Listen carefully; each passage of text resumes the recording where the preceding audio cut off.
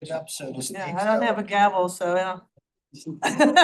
Got to get everything started, but just remember, you're now being recorded. All right, Madam Chair, we are set. All right. Well, we want to welcome everybody and like Robin to do our roll call, if you would. Ma'am. Secretary Hendrick, Present.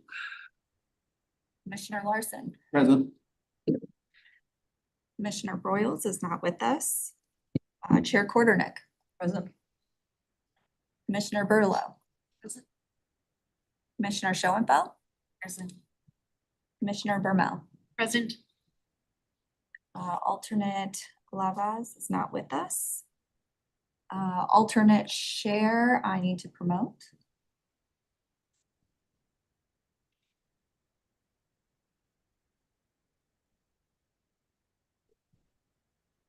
And we'll return to him. There he is, he just jumped Okay. on. Alternate Chair, are you with us? He's on mute. I'm with you. All right, and he will be multitasking this evening. Council Member Liaison Mabry. Yes. Council Member Liaison Rambo. He's muted. Yep, I heard your. Sorry, present. I'm not used to Zoom again, so sorry. Wish I was there. Our HPC Advisor Scott.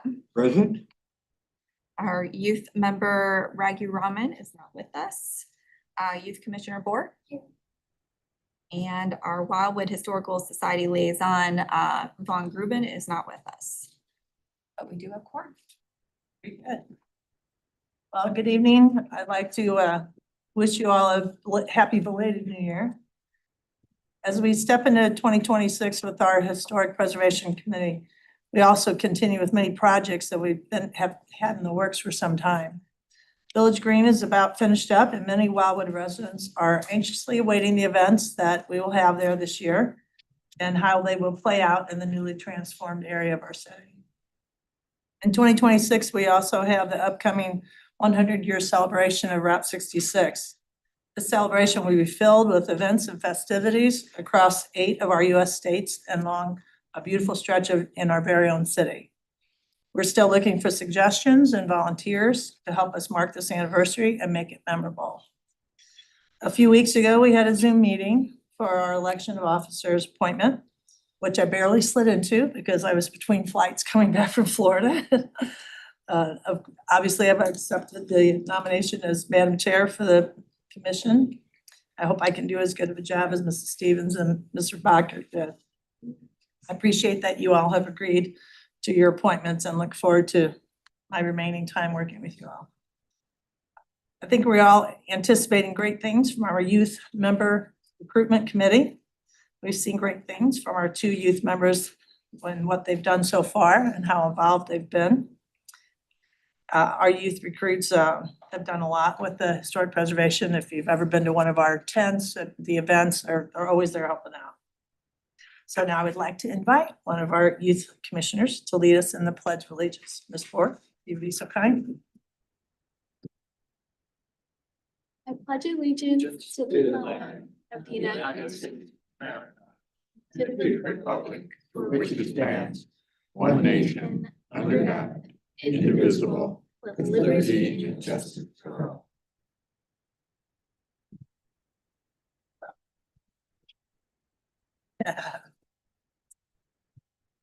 All right, if we have approval of our minutes from the last meeting on December 4th. Anybody have anything to add to those? I'll motion for approval. It had been done, pardon the interruption, but it had been done on its consent agenda previously. And realized what that stood for, but didn't fight it. Is a motion, a second, and then a vote of approval, or is it done just by consent? Everybody agrees. In the past, if there's no changes or additions, Right. deletions, then if all agree, it's just by consent. By consent, all right.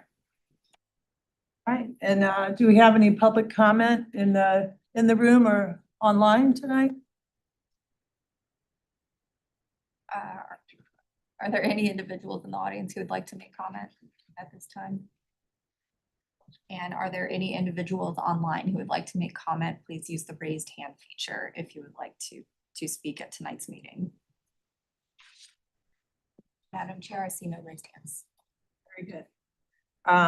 We'd like to get some news and updates from the Wildwood Historical Society.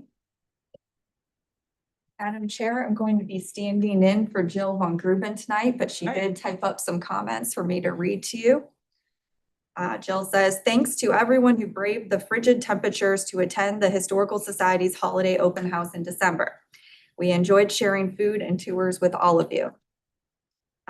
Wildwood Historical Society has made changes to our monthly newsletter that HPC might be interested in. New features include Route 66 based on the calendar. Wildwood Preservation lists each month structures and properties that have been recognized either via the city's or the National Park Service's Register of Historic Places. And they're also doing a Lost Structures of Wildwood section as well. And so with the last couple of issues, January featured Marycliff and February will feature the Pond Hotel. She noted that another monthly feature to the newsletter is celebrating USA 250. All right, under old business, we have several items that are ready for action, starting with the Historic Preservation Plan update, our second draft review. Madam Chair, members of the commission, I'm just going to give a brief introduction tonight, but we do have Marcia Boyle with MIG here to present to you. As you may recall, the department discussed when we were presenting this matter to you in December that we had delayed producing that first full draft due to some substantive changes that the department recommended after its review of the plan. So those changes have been folded in and you have the full plan before you this evening. So I'm going to go ahead and promote Ms. Boyle and she will review that with you. Do note that February 4th is the deadline for submitting comments on that first full draft. The reason we need it by February 4th is because MIG will be folding those comments into the plan prior to the virtual open house event, which we were planning for Wednesday, February 18th from 5:30 to 7. So please mark your calendars.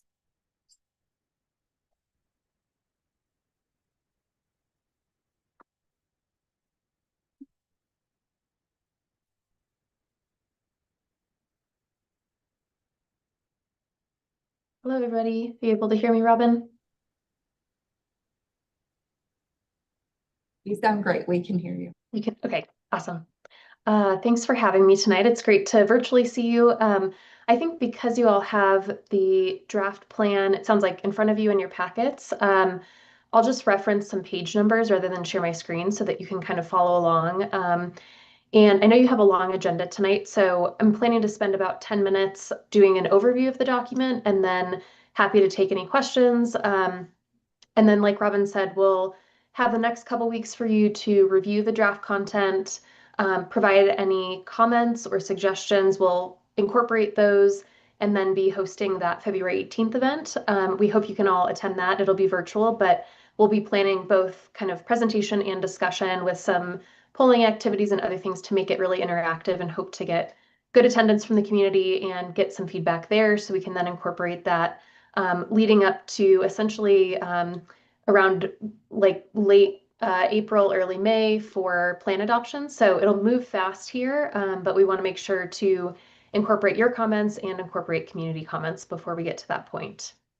So the draft that you have in front of you tonight, as Robin mentioned, has gone through a different iteration now. We have changed actually quite a bit of the structure from what you saw initially in the outline that we provided last year. So it does look a little bit different now. We'll kind of walk through some of those changes. The other key thing we've tried to do here is to make sure that the recommended strategies are ones that are implementable in the next 10 years. There's of course a lot of stuff that you could do beyond these and beyond 10 years, but want to make sure that what is shown as kind of this 0 to 10 year period of actions feels realistic and feels like things that you all plus others in the community can help implement. So as you review this over the next couple weeks, that is kind of a key question for you to keep in mind is, do the strategies and the goals within this first 10-year period feel achievable? Are there things that you might question and want to move into different, whether it's 0 to 5 years or 6 to 10 years or beyond 10 years? And then are there things that you feel like are currently shown in the 10 plus years that should be brought forward? So keep that kind of prioritization question in mind. We really want to make sure that we're getting your input on that and calibrating this accordingly. So diving into the document, on the first page, we'll have the table of contents just so you can kind of orient yourself. The main new chapter for you to be reviewing, if you're only able to review one chapter in the next couple weeks, is chapter 4, and that's what we'll kind of focus on tonight. The other chapters do have some information you've already seen, but there is some new content. So if you're able to review the whole thing, we obviously appreciate any time you're able to dedicate to this and comments that you're able to provide. So getting into chapter 1, which starts on page 4, there's some general introductory content and information there.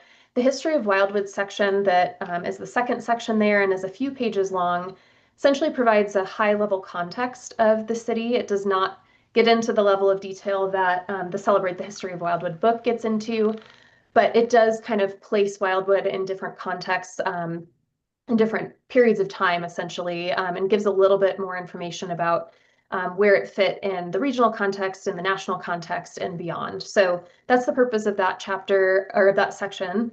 And that actually ends on page 7 with a little bit of demographic information to kind of map how the city has changed and grown a lot over the past 30 years. So trying to end with that to emphasize that, while the city has only been incorporated for those years, there's been a lot of history that we need to keep in mind as we kind of move forward in the advancement of the preservation program.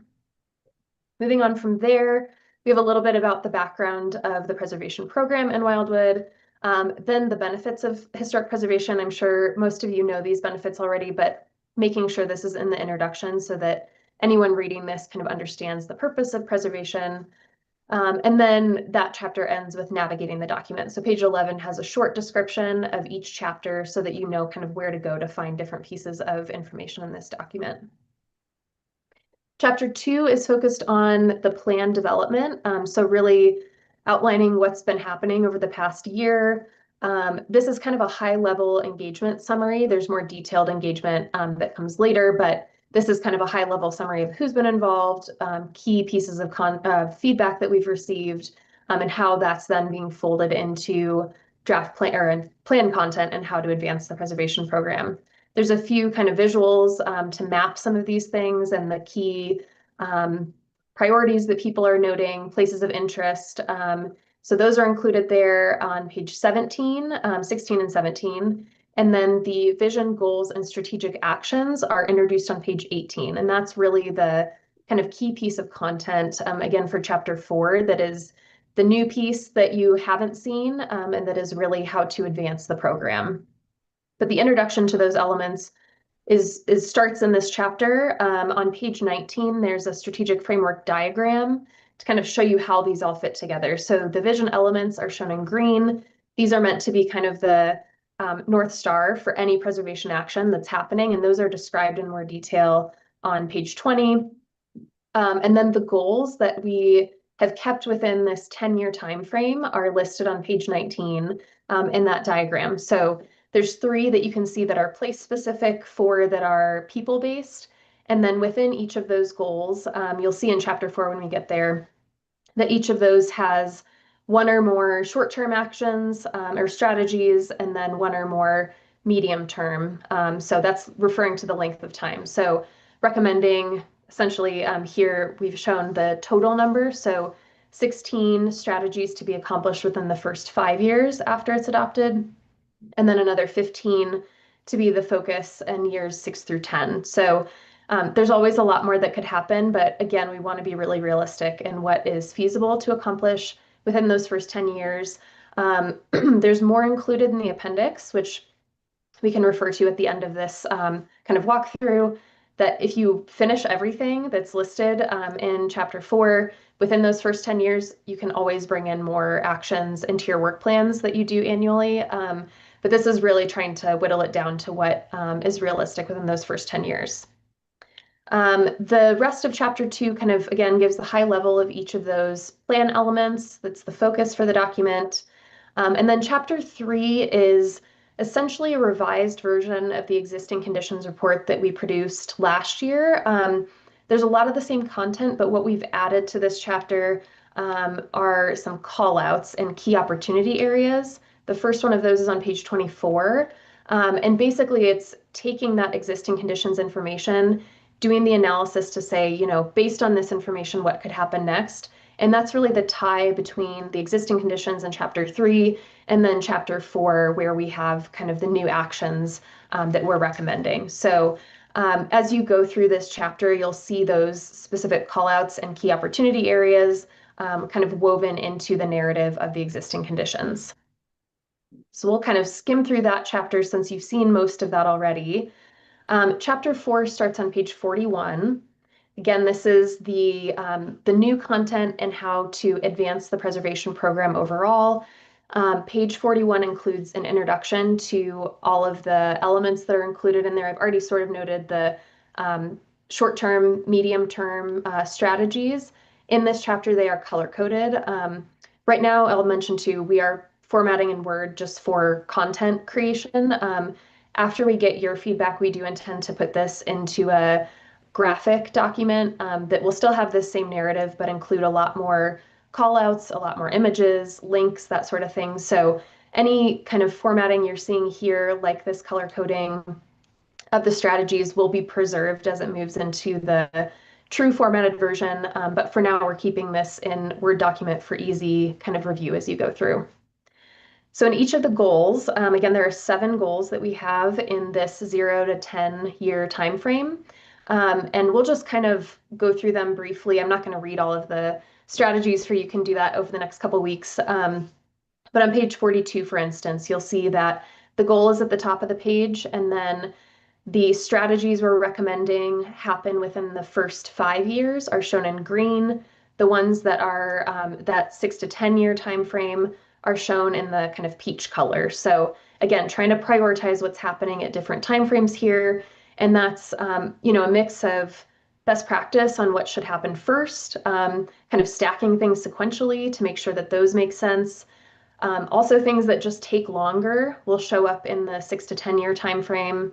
And just kind of thinking through the priorities we've heard from the community and from you all and from staff as well. So there's a lot that kind of went into figuring out what is shown as green right now and what's shown as peach, but we are also open to changes to that. If you feel like there's something shown in green that you're thinking that's actually going to take a lot longer than 0 to 5 years, let's talk about shifting that, or vice versa. If there's something you think that should really be the priority in the first 5 years, let's talk about shifting it forward.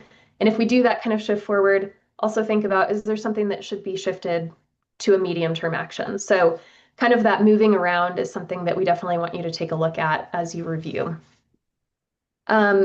These also have a set of long-term strategies. Page 43 has the example of long-term strategies for goal 1. But again, these are past the 10 year time frame. We're not intending that these happen within the length of this, this plan, but wanted to note them as things that if you do happen to finish for instance, in goal 1, the 4 strategies to implement this, you could consider looking at those 10 plus year strategies. So those 7 goals are basically the rest of chapter 4 here, and all follow the same structure that goes through page 54, and the appendices kind of finish out the document. And the one set of appendices, or one piece of the appendices I want to mention is the last section, which is the long-term goals. That starts on page 62. As we've worked through different iterations of this, these were additional goals. We felt like these are important. These are things that would advance the city's preservation program. But because of a variety of reasons and because of the importance of prioritizing, these have ended up in the appendix of, these are things to think about 10 plus years out. But again, as you review, if there's something you feel like actually that should be in our 0 to 10 year time frame, let's talk about that, but figure out kind of how we're swapping things out. And making sure we have good reason for making those swaps. So there's more content in that kind of last section of the appendix, but right now we're kind of mentioning that as something that's an additional piece that could happen after kind of the implementation of this over the next 10 years. So I think that's the kind of high level run through of the document. Again, we're really looking for any comments that you want to provide over the next couple weeks. You can send those to Robin and she'll get them to us. But really would like you to focus on chapter 4 if you only have time to review one chapter, to make sure that you feel like these are advancing the preservation program, and are things that you're excited about and things that you feel the HPC can help implement over the next 10 years. I think I'll pause and just see if there's any clarifying questions about what we're asking you to do over the next couple weeks or about the document in general. Happy to provide any more detail if that's helpful.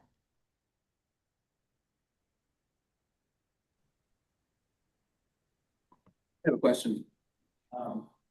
Marcia, I know you've done this for other communities and I appreciate the fact that you've got ties here. So you bring that extra passion, I think, to the project here. But what do you see as what Wildwood has to offer that's unique compared to maybe some of the other projects that you've done? I guess in other words, what are our strengths and to the exclusion of what you've seen in other cities?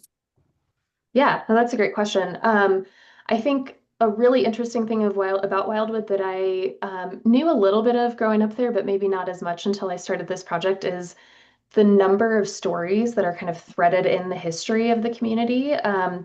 And you'll see in the goals that we're really trying to capture those and enhance a lot of those. You're doing a great job already kind of working on some of those with some of the recent nominations and awards and things. And we think that there's room to celebrate that and build on that. The other piece that you're doing really well, and again, there's always room to kind of keep improving, is involving youth in your historic preservation program, in this commission, but in other kind of outreach events and stuff. I think some communities try that and don't commit themselves as much to it. And I think you guys have really done a good job of that over the past few years. And so we're trying to recognize that through this plan, but also then find ways to enhance that. I think one of the challenges we've heard is just getting more people involved in the preservation program, and obviously getting youth involved and excited about this type of program is a great way to get more people that are from multiple generations involved in the preservation program. And so that, again, is kind of one of the key goals that's risen to the top in that 0 to 10 year time frame, to make sure that you're building the next set of preservationists in the community. So doing a lot of great things already, and we want to make sure this plan celebrates those things, but then kind of builds on them and make sure that we advance it even further over the next 10 years.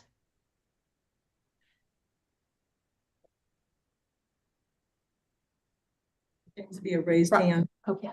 Yeah. Go ahead, Hugh. Yeah, quick question. What's the best way for us to submit comments? Is it going through the PDF, or is it diving into the Word and commenting? Robin, what's easiest for you, Robin, to consolidate comments? Is it best to just send them via email, like through the PDF, or to comment directly, like track changes in the Word document if you sent that out virtually? I don't know if you sent the Word document as well. I did not, but that is something I can do for the commission. If Yeah. you would like to go line by line and do track changes, I can send the Word document of this. And then you can just go in through a Word document. Ultimately, please send all of your comments to me and I'll compile them and send them on to Marcia. Yeah, and I would say however, oh, go ahead. But it's fine. Yeah, and the one thing I'd add, however you decide to do it, if you just basically to make sure that you're commenting specifically on something within a page, even if if you're just sending email comments, for instance, make sure you note the page and then the strategy number or something to give us context of what you're referring to, so that we're not trying to guess kind of where your comment applies. So if you're able to do track changes or comment directly in the Word document or PDF, that's even better because it's tagged directly to something specific.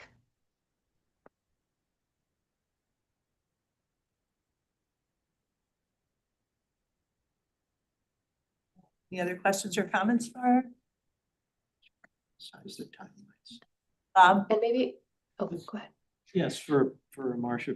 I had been Yeah. thinking ahead and it turned out you already had it covered under Oh, your blue goals, longer term goals. So I got up to chapter 7 okay, and they're sitting Yeah. there. What I okay, was thinking about, the only thing that struck me was that while I thought of them, I wondered, where are these things before I knew that you had a chapter 7? I go, where sure. are capacity? Where is dovetailing with Yeah, priorities with the city? What is sure. building legitimacy and validity as a Mhm. cause that's equal to others in the city? It's Yeah. all right there, but it's longer term. I think it ought to be Right. getting its hooks in and making a pest of itself early on. Sure. So you've done this before. You know Mhm. that it obviously has to have been approved. And the better part of valor to put it in as number 7 instead of number 1A. Yeah. So explain to me better than I Sure. already understand it, why I was wrong. And it should be put off as a longer, not getting in on the ground floor.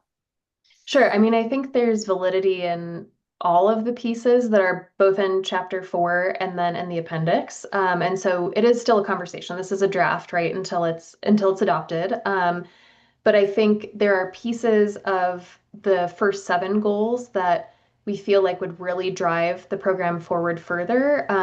We also know that through the current master planning effort too, you guys have representation, and through the liaisons and things, you have representation in other citywide efforts and kind of concurrent planning processes. So we're glad to see that already and recognize that in chapter 3 in the existing conditions.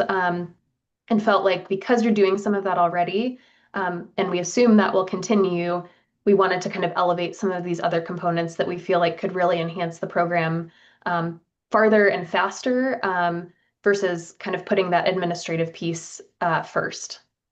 But again, it's all open for discussion, so please definitely send that comment, and something we can consider as we kind of integrate your comments and then work towards the February 18th public meeting. Thank you. Yeah. And I guess too, just because I mentioned the public meeting, we're going to be working with Robin and Joe over the next couple weeks of the structure of that meeting, testing out the technology, making sure all of that is set up and ready to go.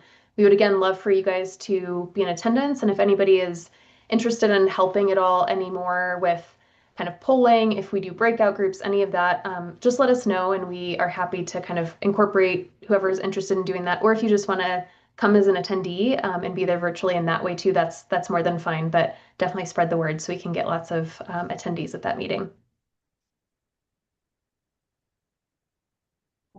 I would just like to emphasize that we have 2 weeks to get those comments from you. So you have 2 weeks to review and then again, supply those comments to me via email. I'll make sure to send out the Word version first thing tomorrow for those who would like to do track changes.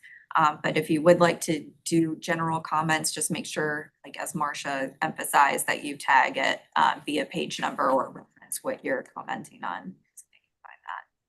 Or can we put the comments in the document itself rather than track changes?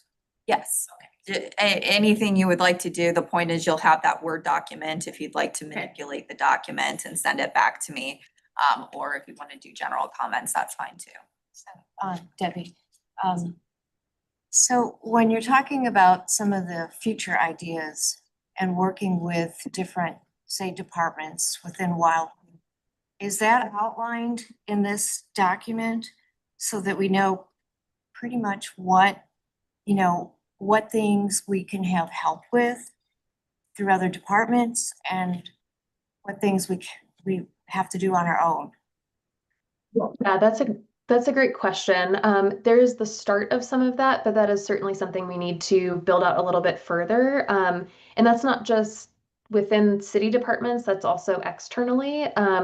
So things like I'm on page 45 right now, and the first action there says to partner with the Department of Conservation. So that's immediately identifying another group that needs to be part of that particular action. Because to your point, the intent of this plan is not that just those sitting around the table right now in the room are the ones implementing. The intent is that you are maintaining the plan, but you are working with people across the city, across the community, and even further to make sure that this is implemented. So if there, as you're reading it, if there are organizations that you think, hey, this would be a great partner for this particular action, make note of that and we can add that as we go. Right now, this is all in the Word document.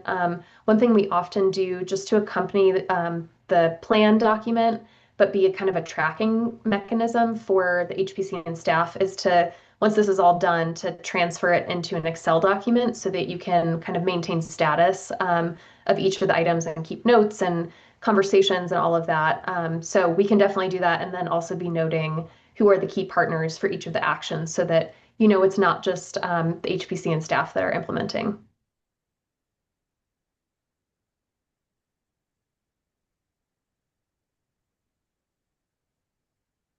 Any other comments? All right, well, thank you so much, Marcia. Yeah, thank you all. Appreciate you listening to the overview and look forward to getting your comments in the next couple weeks. Now we're going to move on to the National Underground Railroad Network Freedom Update. Madam Chair, members of this commission, as you are aware, we have been working hard towards the designation of 2 sites in Wildwood to the National Underground Railroad Network to Freedom. One has officially received designation, and Doris Keevan-Franke is here to give her final report on the Missouri River Escape at Howells Ferry site this evening. So we're very excited about that. And we'll be working on a press release for that shortly that we'll want to strategically time with some of our African American Heritage Trail initiatives. Additionally, Ellen Reichert, and I went ahead and promoted her in case she wanted to give a quick update, but she has submitted a nomination application to the National Park Service for her project, which is the United States Colored Troops Freedom Seekers. And currently that's under review by Barry Jorgensen, who is our primary contact with the National Park Service. So I don't know if Ellen, you wanted to share some quick updates before I turn it over to Doris Keevan-Franke to give her final presentation. Hello, everyone. No big updates at this point, just as Robin had said, basically have finished the narrative and all the documentation that we needed to get this rolling. And I've submitted it to Barry to take a look at, to provide any input or suggestions that we might want to make before we make it final in March. So I'm hoping everything looks great, and I'm hopeful to hear from Barry next week regarding his review. Thank you. All right, without further ado, I'm going to share some slides. By the way, I've been rude. If you'd like some water or soda or coffee, help yourself. Forgot to mention it at the start. It's in the refrigerator if you want water and soda. Ready? Robin said, we have been officially accepted. I wanted to see, I'm pretty sure that we do have in our packets tonight the copy of the submission and the report, correct? Yes, that's Okay. correct. And Robin said 10-15 minutes and 55 pages in 10-15 minutes. I'll talk fast. Okay, I sent her 4 slides just to briefly explain. The Missouri River ferry crossing being accepted on the National Underground Railroad and exactly what that is. We all know that the Department of Interior is what administers the National Park Service. Everybody knows what a National Register significant property National Register listing is. And I've done those, and let me tell you, doing a National Underground Railroad submission is twice as hard. It's a lot easier to stand there and describe a building and how many windows it's got and document with deeds who built it, but try to document a story that happened totally in secrecy. And that's what this took. And it centers around the communities of St. Charles County and St. Louis County. And they're very, very similar in the sense that at the 1800s and the beginning of the 1800s, we were both being settled. The Long family, the Tylers, the Colemans, all of those were, of course, on this side of the river, but there were Howells on both sides. And the Howells had come at the same time as the Boone family that you all know, and the Zumwalt family out in St. Charles. Now, our laws governing slavery in Missouri were the same black code that had administered slavery and behavior and control of slaves in Virginia in 1800. Because by the time of statehood, that was who the people were. But it's important to understand that by the 1830s and 1840s, both of our sides of the river experienced a large influx of German immigrants. And it's because of those German immigrants that we were having a lot more pushback. Missouri was a slave state with a lot of Union people in it because most Germans were allegiance to the Union faction and anti-slavery. They also worked a lot as abolitionists, and they held meetings and they did pushback, and they did a lot during this time period.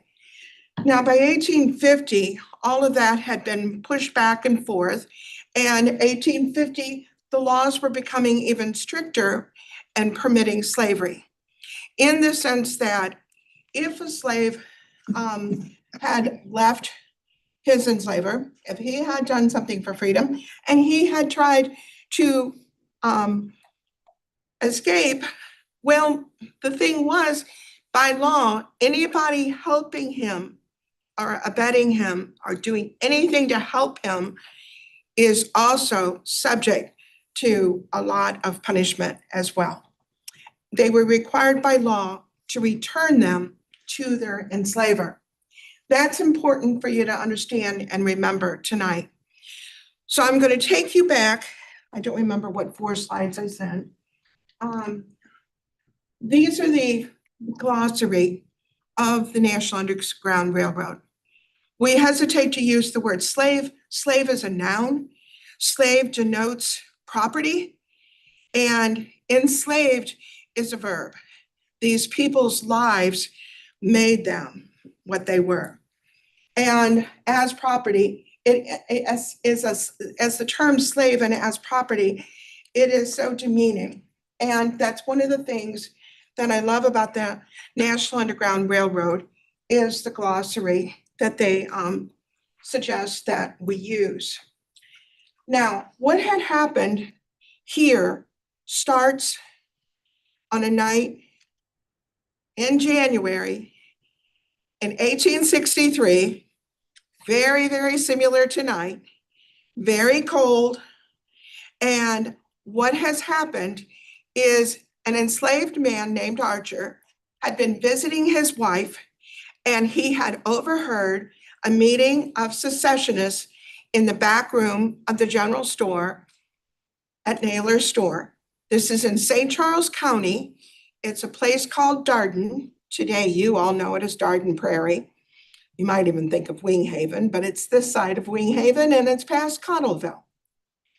And he is visiting his wife, and he overhears a conversation where they are plotting to destroy a Union railroad bridge.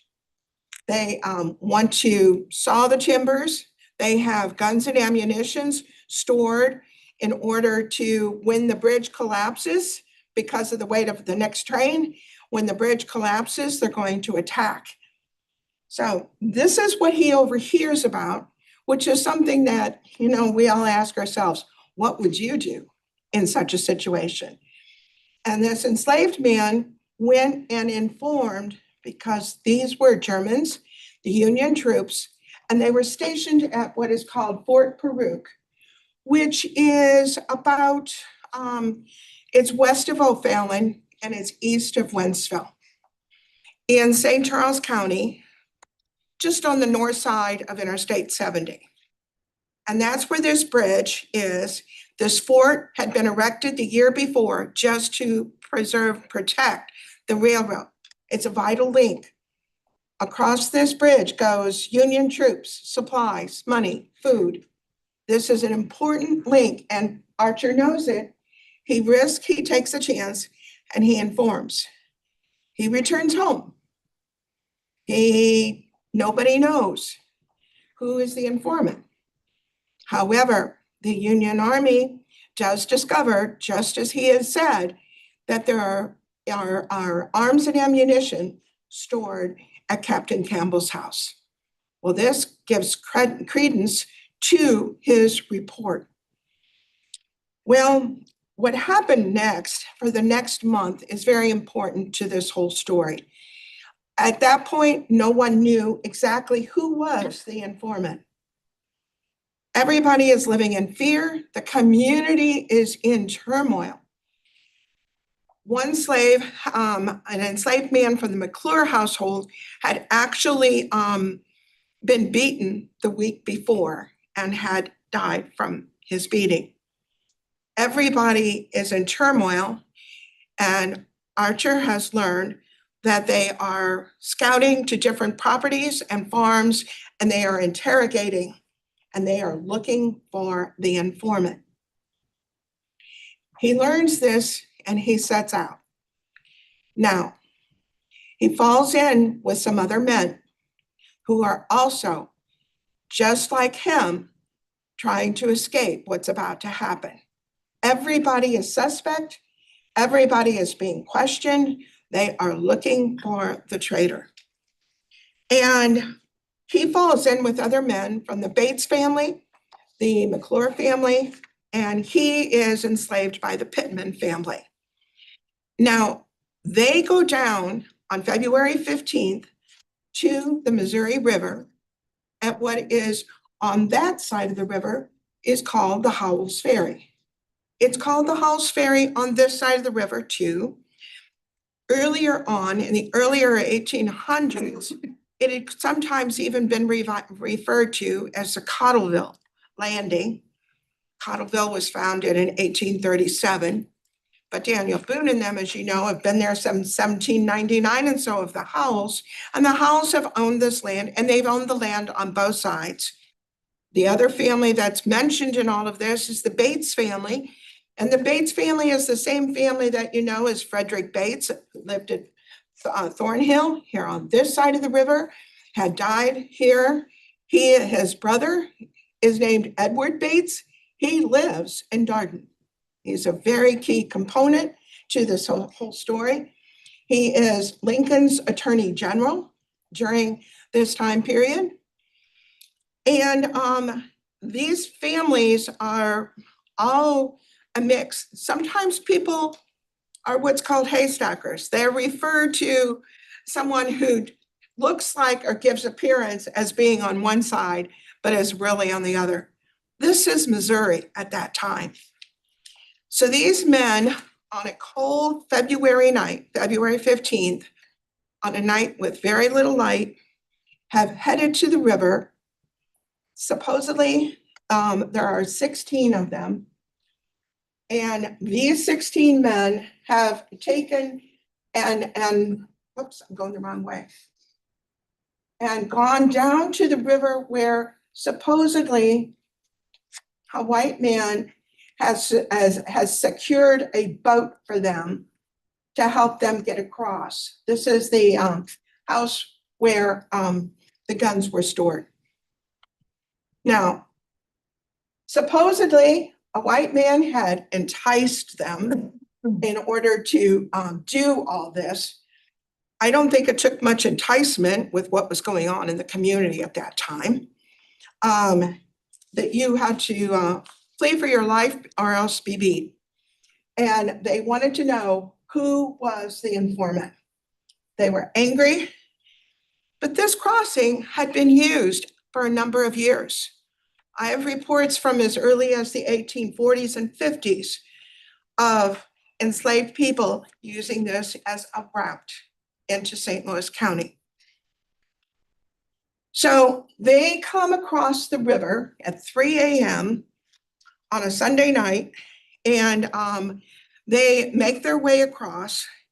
They make their way up what is today's Olive Street Road. What they're doing is heading towards St. Louis. And they are trying to reach St. Louis, and they are caught. They're caught by what is locally called a slave patrol. These are people that take it upon themselves, a vigilante committee, to capture fugitive slaves, people seeking their freedom. And they are captured by them, and probably about the place along Olive Street Road where maybe Hog Hollow was. They're making their way to St. Louis. Normally, a man in a wagon could make his way, because this was also a farm to market road. Olive Street Road went from here all the way down to Market Street in St. Louis. And they were using that route, and they were going that way.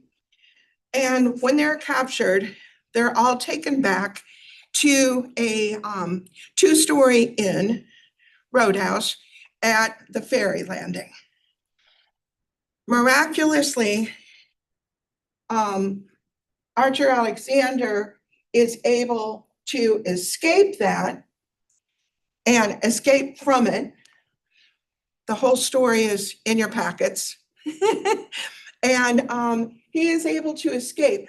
This is documentation to the story in the sense of this newspaper article tells the story from a reporter and written up in what it would be considered a secessionist newspaper. You had newspapers that were pro-Union and pro-Confederate. And they have said how at 3 o'clock, when they crossed the river, a number of citizens hearing of that fact dispatched a messenger to the masters to take them. The Bates family, Frederick Bates's Thornhill, by that time, his widow has remarried and moved away. He has 2 elder sons. I've corresponded a lot with Faust Park, Thornhill, the historians there, and there supposedly was no slaves there at Thornhill at that time. I don't know if anybody from this side had joined into it. Then fugitives, the freedom seekers, had confessed that they had been induced to leave by a white man and gave the name. Newspaper doesn't tell the name. Of course, I can't document exactly who has supposedly done this. But like I said, if you know the whole story and you know why they're running and what has happened previously, it explains the story a lot better. And this is just one of the incidents that we've been able to document, because that is the part about the National Underground Railroad that I really like, is everything. It's not just a story. It's not hearsay. It's not legend. It's not somebody saying. It is actual events that can be documented. So they, Archer Alexander did go on, and he did make it to St. Louis. I will tell you that. He made his way to St. Louis. He was taken in by a abolitionist named William Greenleaf Eliot, founder of Washington University. And he's also a Unitarian minister. And William Greenleaf Eliot took him into his home. He got an order of protection to keep him there. But even while he was there, his enslaver came to retrieve his property, beating him and putting him in the Confederate jail. He would have been sold south if he hadn't been rescued again. But he's been able to tell his story. A military commission actually provides the documentation of what he had done, who had done, and who was involved. And all of that tells a story of what happens when somebody has crossed at the Missouri River Howes Ferry. He achieved his freedom September 23rd, 1863. He hired a German to retrieve his wife and children from their enslaver. This is all afterwards, and brings her to St. Louis. By 1876, because in 1865, Abraham Lincoln had been assassinated at the end of the Civil War, as we all know. And in 1876, a monument was placed in Washington, D.C. That monument had been by all the formerly enslaved and raised as a memorial to Lincoln. This is essentially the very first Lincoln Memorial before 1922. And the figure on that monument in Washington, D.C. is Archer Alexander. So your story here that night, that crossing, this is your history. And I just wanted to share that with you all so that everybody understood it's not just a project, it's not just a bunch of research, it's a real story that really happened right here. It's fantastic. Thank you. Thank you. Questions? Do I have time for questions? Okay. Yes. Elijah Madison and Stapleton Madison, that was a whole different group of guys that joined the Union Army. There's two different, completely different stories. What's a different story? The story about Elijah Uh, Madison. That's a whole different story, a whole different date, a whole different group of people. That's why it's two separate projects. All right, well, thank you so much. Thanks. Thank you. Hopefully people will go through it and It's already, yeah. it was announced at 2:00 this afternoon. I didn't know if Robin knew that. What? On Facebook, it was announced at 2:00. There's a Facebook page for the Underground Railroad. Oh, that's fantastic. And at 2:00 it came out. I shared it. I tried to tag you because the National Park Service and the National Underground Railroad is under scrutiny a lot lately. And it's difficult for different things to take place that we'd all like to see take place, but so. Well done, ma'am. Thank you. Thank you. Thank you again. You can keep talking. I'll look. Yeah. Well, thank you, Doris. And also thank you, Doris, for bringing my attention to the St. Louis Area History Showcase in June. St. Louis County Parks and St. Louis Regional History Organizations are organizing this showcase set for June 6th from 10 a.m. to 4 p.m. at Jefferson Barracks Historic Site at the park in celebration of America's 250th birthday. So presently, the organizers of this event are putting out a call to all area history organizations to ask us if we would like to table at the event. Doris will be there as well on the National Underground Railroad Network of Freedom Project, so we can probably piggyback some flyers for our African American history initiatives with Doris. But I'm also proposing that this commission consider getting its own table, maybe along with the Wildwood Historical Society, and having a Wildwood-centric presence at the showcase. So if this commission is interested in that this evening, the department would certainly be requesting your feedback and endorsement. If you're interested, we'll go ahead and reach out to the organizations and reserve a table for us. Could you maybe send an email out to everyone and have everybody give you their individual input about availability to do that? Well, yes, if this commission wants to do that, let's Right, agree on that first, then I'll go ahead and organize accordingly.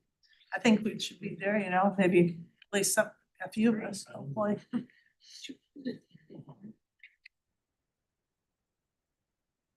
The interested Vote, parties. yeah, I vote that we go, you know. Anyone like to? I'll second that. Okay. Yeah. Okay. All right. Yeah, so can you send out some more like direct information to everybody and then they can just like mark their calendars?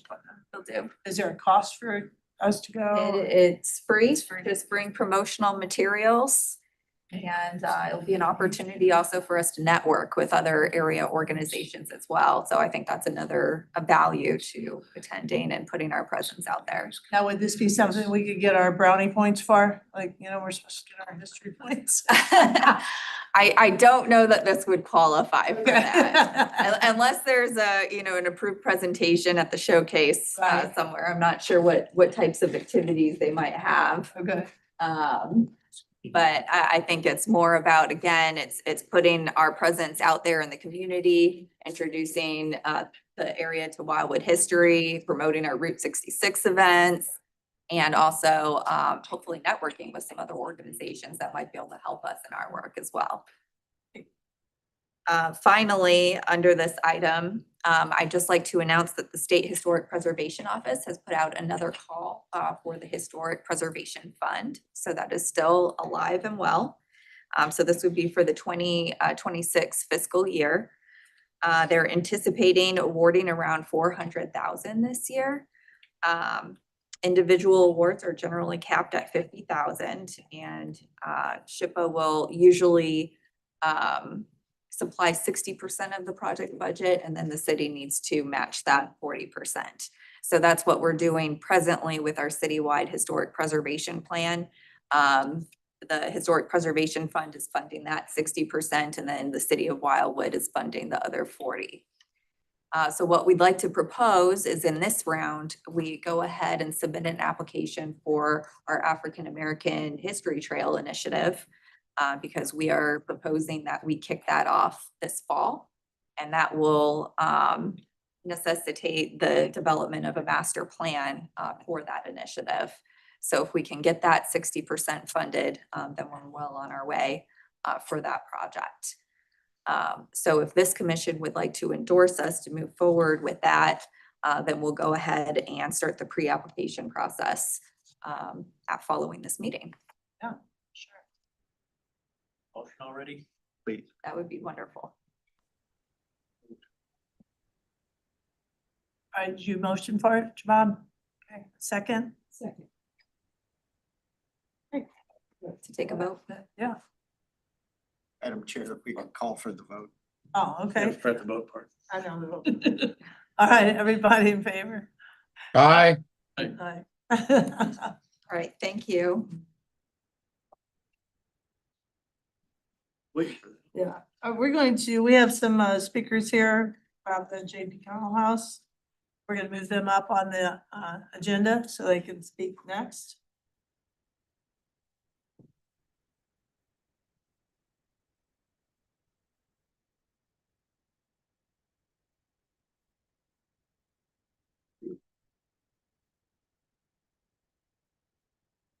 Madam Chair, if I may.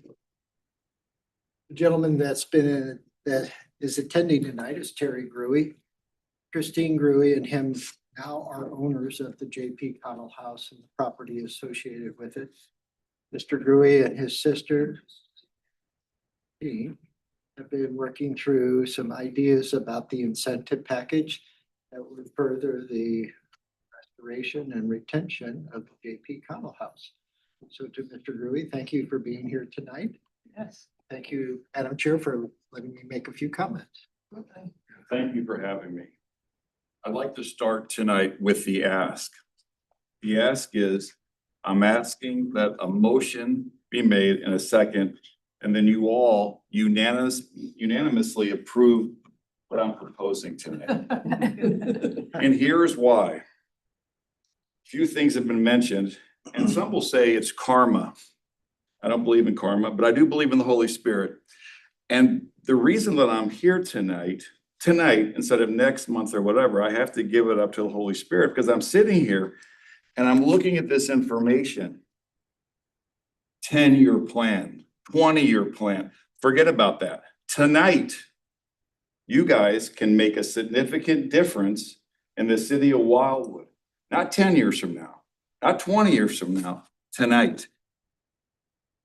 Robin just mentioned the 40% match, but the city matches the grant. There's not a gold tree that grows in the city of Wildwood. Those are tax dollars. That 40% are your tax dollars and mine. My proposal asks for nothing. Not even the stuff on page 58 and 59 of this person who was on, who the city's paying with our tax dollars to come up with a plan. You guys know the commercial? They're in there talking about practice. You guys have all seen that. I'm not talking about practice. I'm talking about reality. I'm talking about action. Something that can happen tonight with your guys' vote. No tax dollars. And here's how it happens. First, I think we should look at this report on page 4. This is awesome. I quote from page 4. The National Park Service defines historical preservation as a conversation with our past about our future. The past is, this house was built in 1910. The past is that the great magazine that I saw when I came in here tonight, 100 years of Route 66. Well, during this 100 years of Route 66, instead of people that are driving that historic route seeing the demolition of this house that was built in 1910, how about let's give them a reason to pause on not the tax dollars dime, but on the owner of this property's dime, my dime. It's a win-win. This house was built in 1910. The facts are that the people who owned the house originally, I will not say their names, they're very wealthy, extremely wealthy family from St. Louis. I know them well. I consider them friends. They're developers. They do great. They bought those 3 corners to develop. They decided not to. They left. Somebody else, which is all in the packet here, showed up, put under contract, and delayed the demolition of the property. And other folks came along, delayed it even further. Why would somebody want to demolish this 1910 treasure? I'll tell you why. Because of liability. That's why. I've been very fortunate in my professional career of 40 years to develop real estate all over the country. Restaurant, office, warehouse, you name it. I didn't know that Mr. Vunich was going to reference our crown jewel, which is Gravois Bluffs in the South County area. If you ever go out there and you wonder what those streets are named after, you see a Annie G. Lane, a Kate, a Jack, an Anthony. I named them after my children. And then when I ran out of children, I named them after my nieces and nephews. We're very proud of that. We're proud to be good neighbors, and we want to be a good neighbor here. Let's talk about how we got involved with this piece of property. I lived out in this area before Wildwood existed. A group of people got together and said, this would be a great idea. Let's preserve this area. Okay, I voted for it. Now, Joe Vunich and I have known each other a long time. I've matured. Okay. What do we say? Because it wasn't always rosy and sweet. I was development. I had multiple pieces of property under contract in this town. I had Target, I had Lowe's, signed letter of intents to come to this community only to be told no. Okay, those are the rules. So I moved on. Our family farm is on Pond Road. We have 60 acres there. It's deed restricted in perpetuity for our children. I love this area and I want to keep it beautiful. How I came about this, I have cattle. My son, to my 2 sons and our 3 daughters have a goal to have our beef featured on the Smokehouse and Annie Gunn's restaurant menu. We've been breeding cattle for over 30 years with that goal. We haven't perfected it yet, but we're going to. So I'm looking for more pasture ground. I'm driving all over Wildwood to find more pasture ground. I see this piece of ground here. Went on the county records, found out who owned it. I knew exactly who the people were. I could have called them up. I chose not to. I wrote them a letter and said, I'm interested in the property. Of course, as soon as they opened the letter, they knew exactly who I was, but they responded in the same intent that I made. It's a business deal. They sent back what they would take for the property. I agreed, and we purchased the property January the 9th. Okay? Looking into the historic value of this property, and now I'm getting back to the liability. We can't forget the liability. With all of the real estate still owned by my partners and myself, which are my brothers and sisters and my mother, we have access to every insurance market there is. We can't find one insurance carrier that will insure the house. Not one. Not the people who insure Gravois Bluff saying, hey, do us a favor. Nobody. So the house is going to be torn down.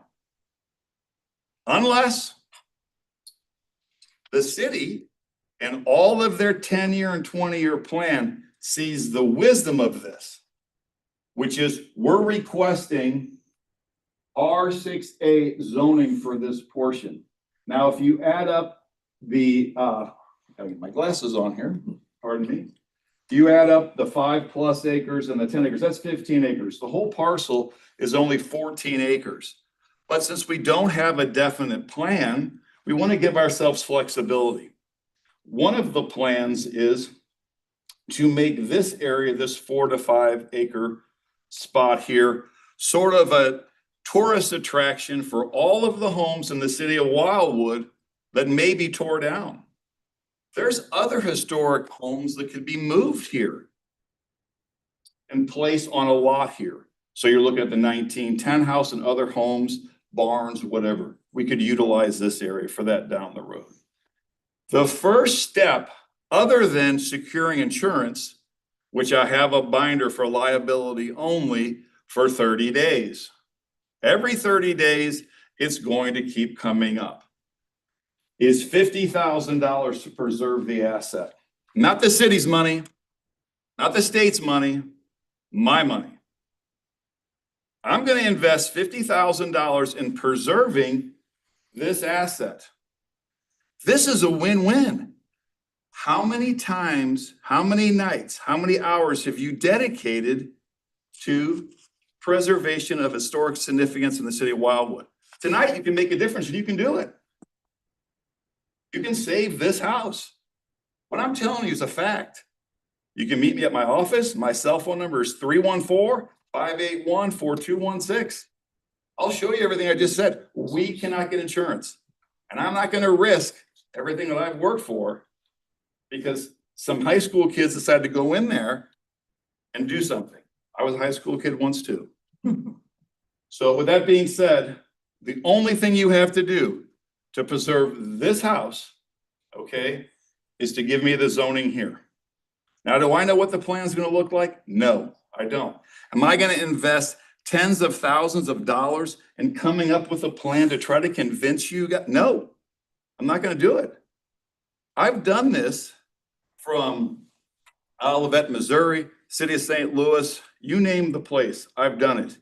What you do is you come up with an idea and then you spend all this money on all these experts, okay? Architects, engineers, designers, and the hundreds of thousands only at the end of the day to be villainized.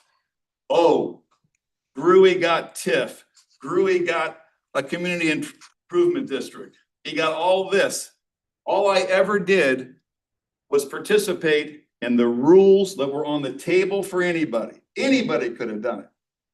I was successful in some places, in some places I wasn't successful.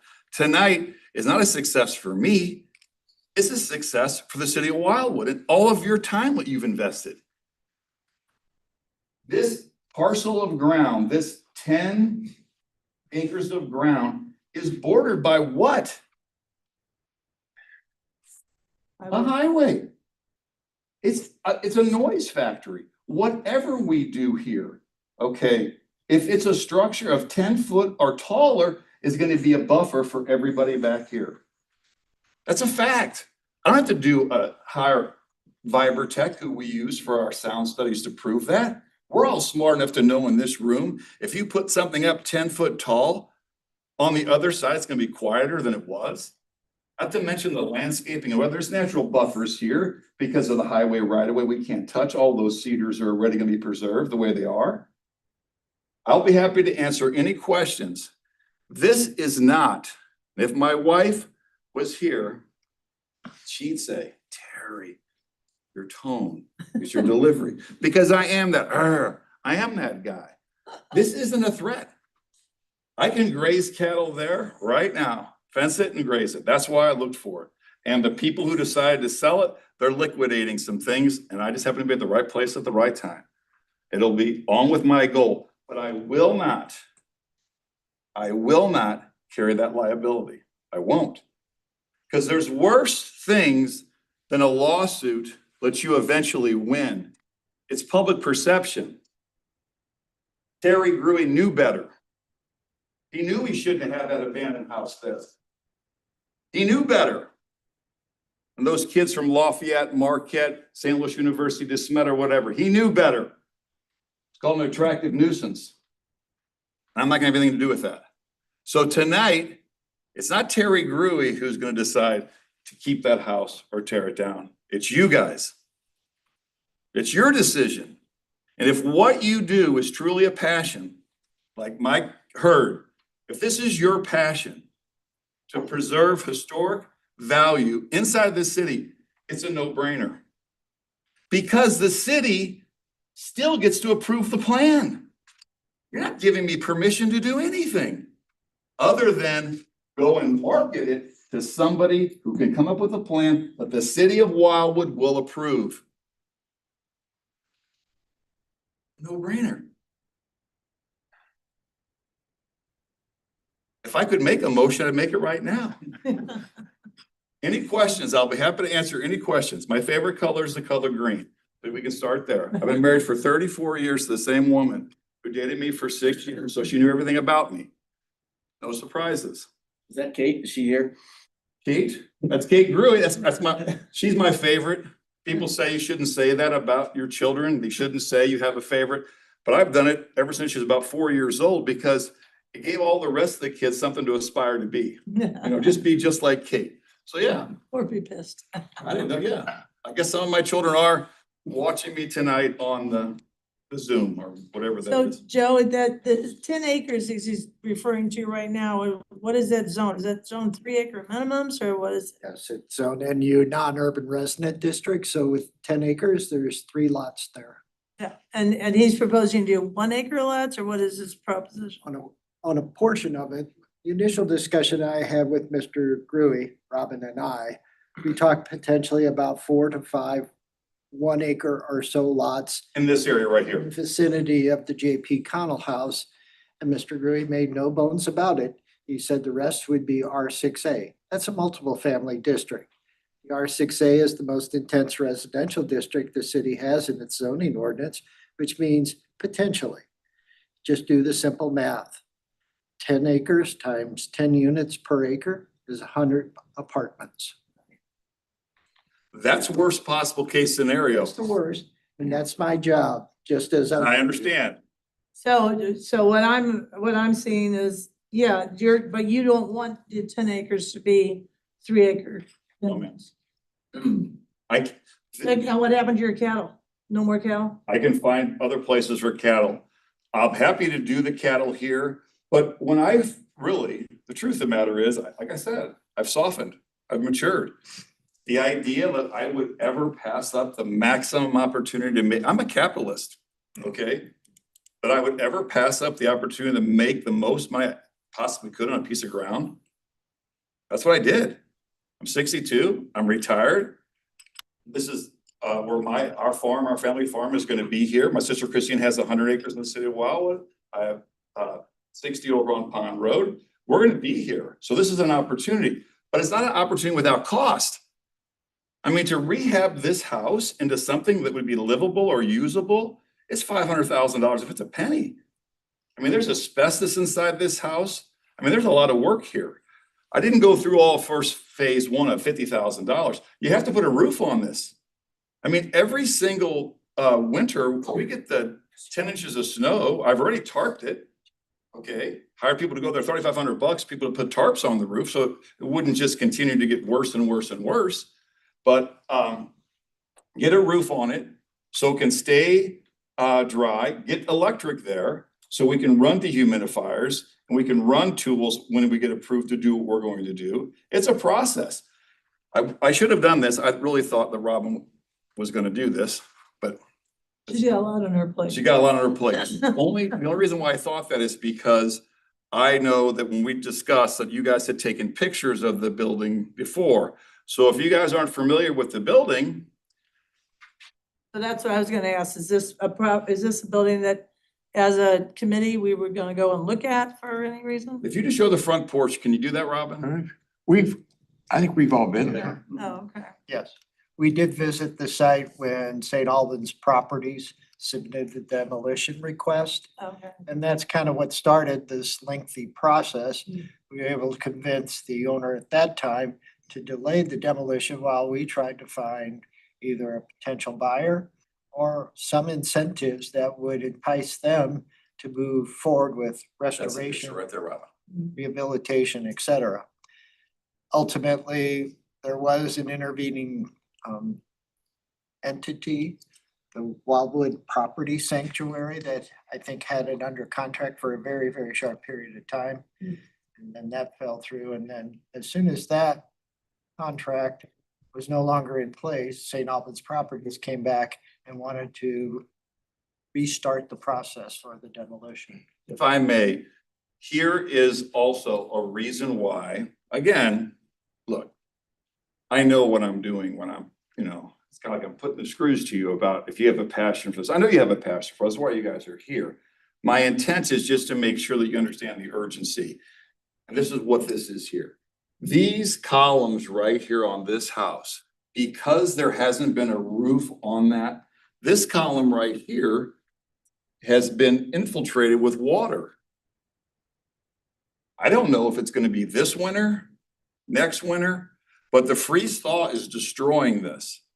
And you can't just go down to Central Hardware or Home Depot and get one of those columns. That's from the 1910. There's no reproducing what's there. And that's some of the neatest charm about this particular structure, is the front porch. And I can't imagine what those folks did in 1910, but I know this, they saw every single car that went down Route 66, their vantage point there.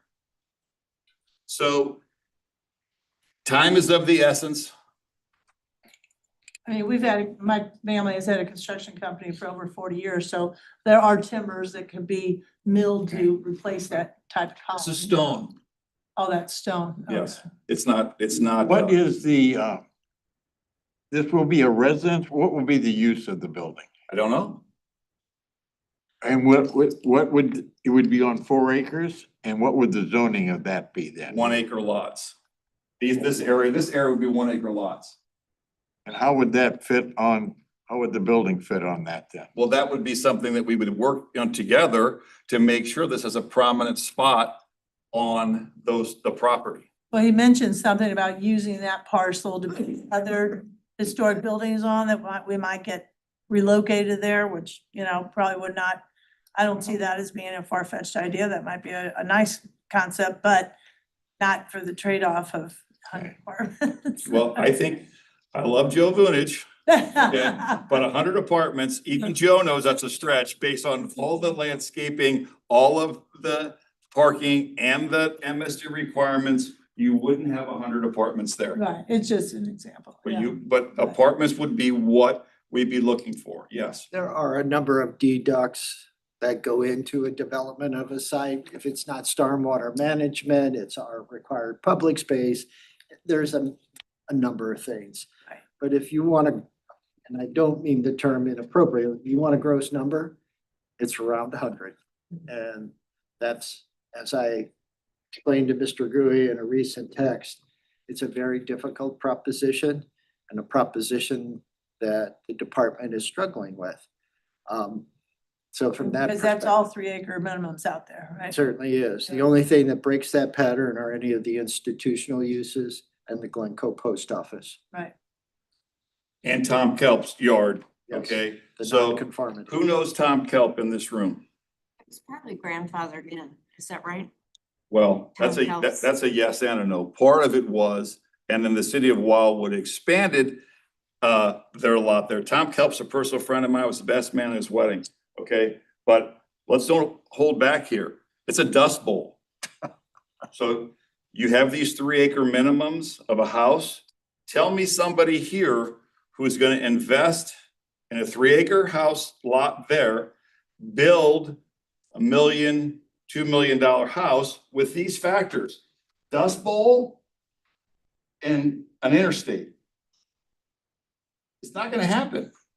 There are actually several houses on each side of Highway 100 that are $1 million plus that have just been built. Not this, That area, I beg to differ, not with this setback. I drove up and down Highway 100 so I could find one house that would be inside of this setback. I couldn't find it. Now, these houses back here are beautiful. They're beautiful houses.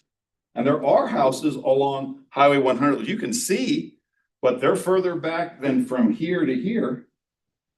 What's that? So you're saying that, I had that, I didn't bring it with me, I apologize. so you're saying that property would be subdivided, that would be sold as a residence? What would be the future? How do we protect that house? What are you proposing there? There'd be other 1-acre lots around it that people could build houses on? Well, that's what I was saying. We don't have a plan to present to you for that. But the city of Wildwood, and Joe can speak to this, they'll have the final say because they have to approve the plan. What I'm proposing is the house stays, and for meetings on top of meetings, on top of meetings, on top of meetings, we'll figure out a way and a compromise on how we're gonna use this zoning here. What plan do they have to approve? I mean, Site plan, building materials, architectural. no, is for a house, I didn't think the architectural review board had a review of residents. I think Mr. Gruey is referencing the future multiple family development. Okay, that would be yes, but Yes. not for individual residences, but it would have to be rezoned. Over here, we did the houses for them. Town center. Center. Yeah, okay. As someone who lives fairly close to that area, I would be shocked if the residences the people who live in that area, which is a beautiful area. It's beautiful. Would approve of something like that. Right. And it's also setting a precedent for the rest of the area for something like that to happen again and again. That's my understanding. So, I mean, I just don't see where that would be feasible. A precedent comes with conditions.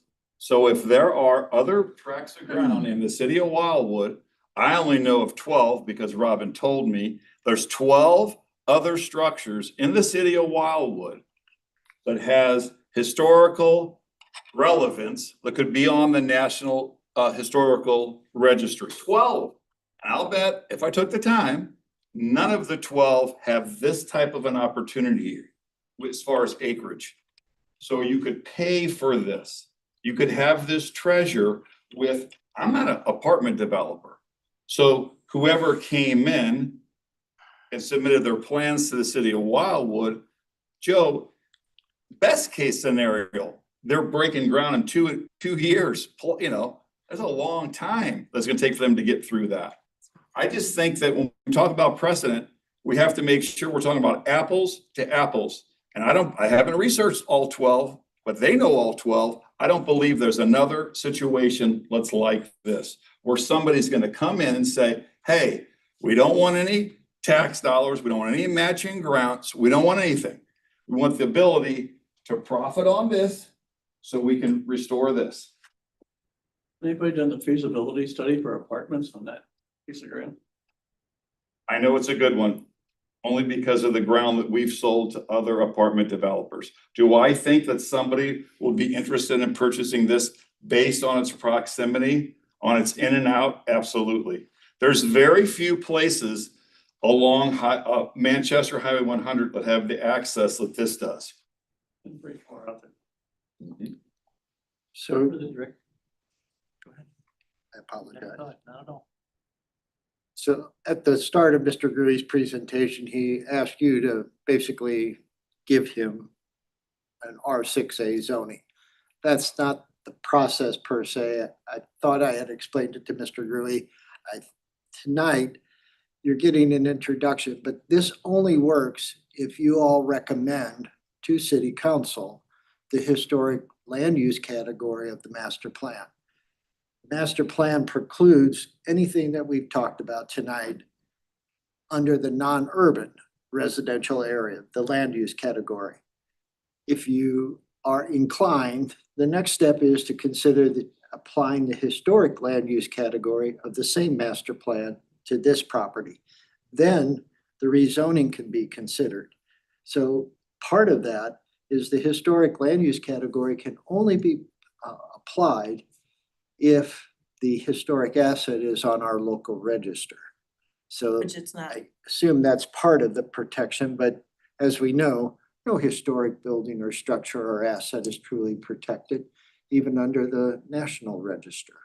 So like I say, there's an intervening step before you all could even entertain what Mr. Gruey's asked you to do. That's correct. I misspoke. What I meant is I want the recommendation to be unanimous. Well, And then the city will go through all of what it does to decide whether or not this is feasible, whether they'll have public hearings, right, Joe? Yes, there'll be a process if ultimately you all as a commission make a favorable recommendation on the application of the new land use category to this 14 acres. It's a lengthy process, but I don't want to offend Mr. Gruey, but I don't think you have enough information to do anything tonight I other. would agree with that. The other thing I wanted to mention too, Joe, I couldn't help but notice that this entire plan already conflicts with the draft of the Wildwood Historic Preservation Plan, which on page 45 gives one of the initiatives as developing a design standards for compatible infill development specific to Route 66 to preserve the character of the corridor. Certainly, an apartment building does not preserve the character of the Route 66 corridor as it exists today. Am I passionate about history? You bet. You bet. I'm a steward of history, and history is a conversation with the future, but I'm also a steward for the next generation. And this, if we're being asked to master or to alter the master plan, and thank you for that clarification, Joe, I appreciate it, because I'm not comfortable doing that. That's not within my purview. If that's what we're being asked to do, we're changing the entire future. Not just today, but we're changing the future by putting an apartment building or a possible apartment building for 20 years from now. We're changing the corridor.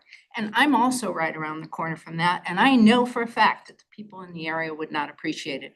We sacrifice quite a bit to live where we live in a non-urban area. We have no infrastructure. You know, I have electricity and that's it. And until Spectrum came in, I didn't even have a cell phone. So we sacrifice quite a bit for where we live. And one of the things that we get in return is we don't deal with development like this. That's perfectly okay. And Route 66 is not the noisy character or the noisy corridor that you paint it to be.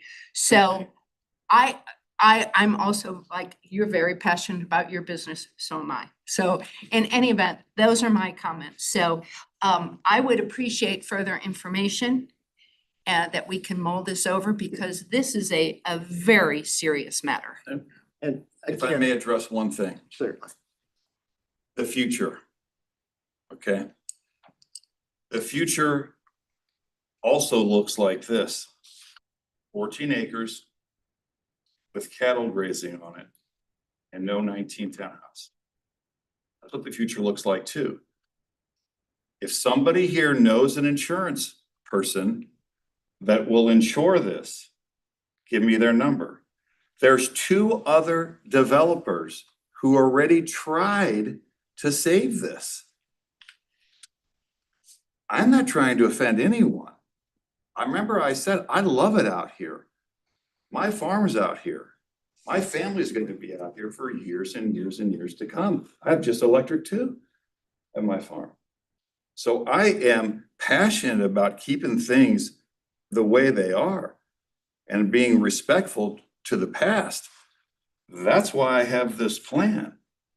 Unless you guys or anybody here, because 2 other developers, one of them makes me look like a raisin and they're a watermelon as far as their assets, okay? And they said no. It's not worth it. There's no amount of money that's worth it. I'm trying to figure out a way to make it viable. And if the safeguards of the city's planning and Joe Vunich's toolage and the way in which you guys know what you have to do to get something approved in the city of Wildwood, if you don't believe the safeguards will be put in place by your elected public officials, that's problematic. I'm confident as a property owner in the city of Wildwood that they are going to make sure that whatever is built here is nice. What it does by you guys giving a favorable recommendation, whether you're in favor of it, like hot water, or lukewarm, or maybe room temperature, you're giving the house a life. You're giving it a chance.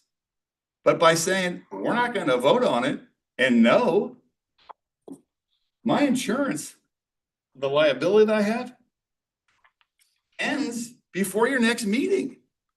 There's no reason for me to do anything tomorrow other than say, you know what?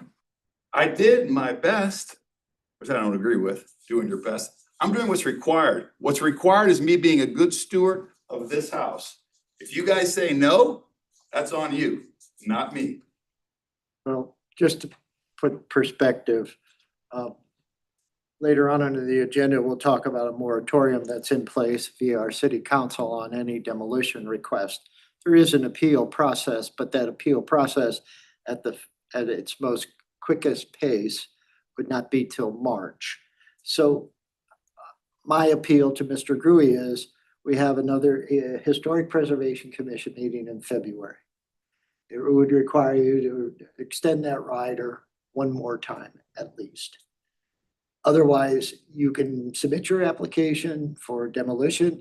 It'll be denied, then you can file an appeal with the city council.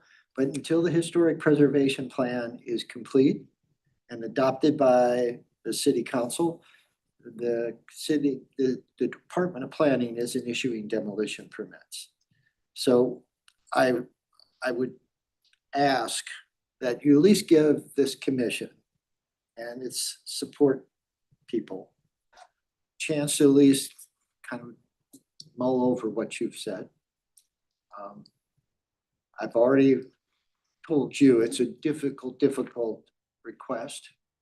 And I'd like to think maybe there is some solution here in terms of an incentive package, but I think it's just too much in too little of a time for you all to do what you've been charged to do, and that's to consider what's in the best interest of the community versus historic preservation in this case. Chair, Yes, Bob. if I may, just some speed bullets.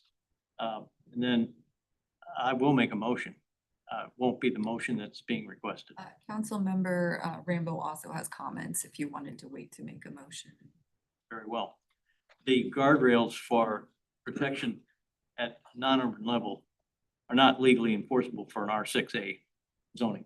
I don't know any other way to say it. It would be illegal for the city to try and take an R6A, is it, zoning, and apply non-urban standards to it. That makes not only insulting sense, but it makes illogical sense. It makes also illegal sense. So going after it from that angle seems to me not only counterproductive, but anti-productive. We're losing ground. The next point is, I read this down and I usually look for the thing that says recommendations. And the presentation provided by the developer prospect, it seems, when I see initial impression of item, I'm going, we're easily 2 meetings away from anything that gets close enough to what I see on this paper and become a recommendations by the city, which I trust. The next thing is, I don't see this as a variance to the master plan. I see this as a violation of the master plan. I'm not being inflammatory, but this is not what we've done 3 10-year studies to develop a master plan for, and then to come in and approve this at least 4 meetings, and then a planning and parks committee perhaps, and then a council action. So we're easily 4 meetings, 5 meetings from what any action like this would be under what I've gotten used to in 2 years here as the minimum requirement for a city's quality judgment. So that's a recap. So anything more comments by the other liaison or any comments by the director? I welcome them. Well, Rob, go ahead. I know Dr. Rambo has something to say, but after he's spoken, there's just a couple more things I'd like to say. I wouldn't want to necessarily close the door on this completely. I always like to think, as with any developer, there's somewhere in between that might work. That in between might be worth it just another meeting or 2 between now and the next HPC meeting in February. If Mr. Rui says no, there's no in between, then I certainly understand that. But again, the context of all of this is getting into more detail, and the historic land use category in the master plan was not part of the original master plan when adopted in 1996. What we were finding as we moved through the first few years of the city is that St. Louis County didn't do a very good job of managing land use. And so from that perspective, a whole lot of businesses, legitimate businesses, were in places that didn't have supporting zoning. So the problem the department faced and city council is, you want me to go out and enforce its closure? And we tried that with Kelp Contracting. Because we had visual evidence that that business started sometime around 1976 at its current location, well after the non-urban district was established in 1965. The Board of Adjustment granted Mr. Kelp and the business legal rights to stay and eventually expand. So I guess what I'm saying is, there is an option. To me, Mr. Gruey is pushing that envelope about as far as it could or can. But I'd like everybody maybe just pause, give us another 30 days, and then see if we can come back with something that might be manageable to the owner of property and to you. If I may say one thing. I'll give it 30 days on one condition. But I'm not referred to as a developer. I'm referred to as your neighbor. Okay. There's a big difference. Yes, I said I'm a capitalist. Yes, I'm gonna make money. That's all true. Nothing wrong with that. But I'm not developing. I'm saving. Developing would be go in, don't tarp the house, let 10 inches of snow there, and then the roof caves in, and now we got a real problem. And the city will issue me a demolition permit like that for public safety. So the idea that there's not an opportunity for me to tear that house down isn't really true. If I allow the house, which so many people do, those aren't good neighbors, those are developers. But a house is going to disrepair. I, your neighbor, tarped it. I, your neighbor, I'm coming in to say, hey, let's figure out a way to save it. I, your neighbor, I'm just asking for one thing. Your guys' recommendation for the city to do their job, which we pay for with our tax dollars. By saying no, it stops everything. Joe's done this so many times in his sleep. What Joe really, in my opinion, not to put words in his mouth, what he should be saying is there are so many hurdles that whoever is the developer of this ground, once they own it, have to pass and go through and go over, under, and whatever. That's years. And in the end, who wins, Joe? The developer of the city. That's the city.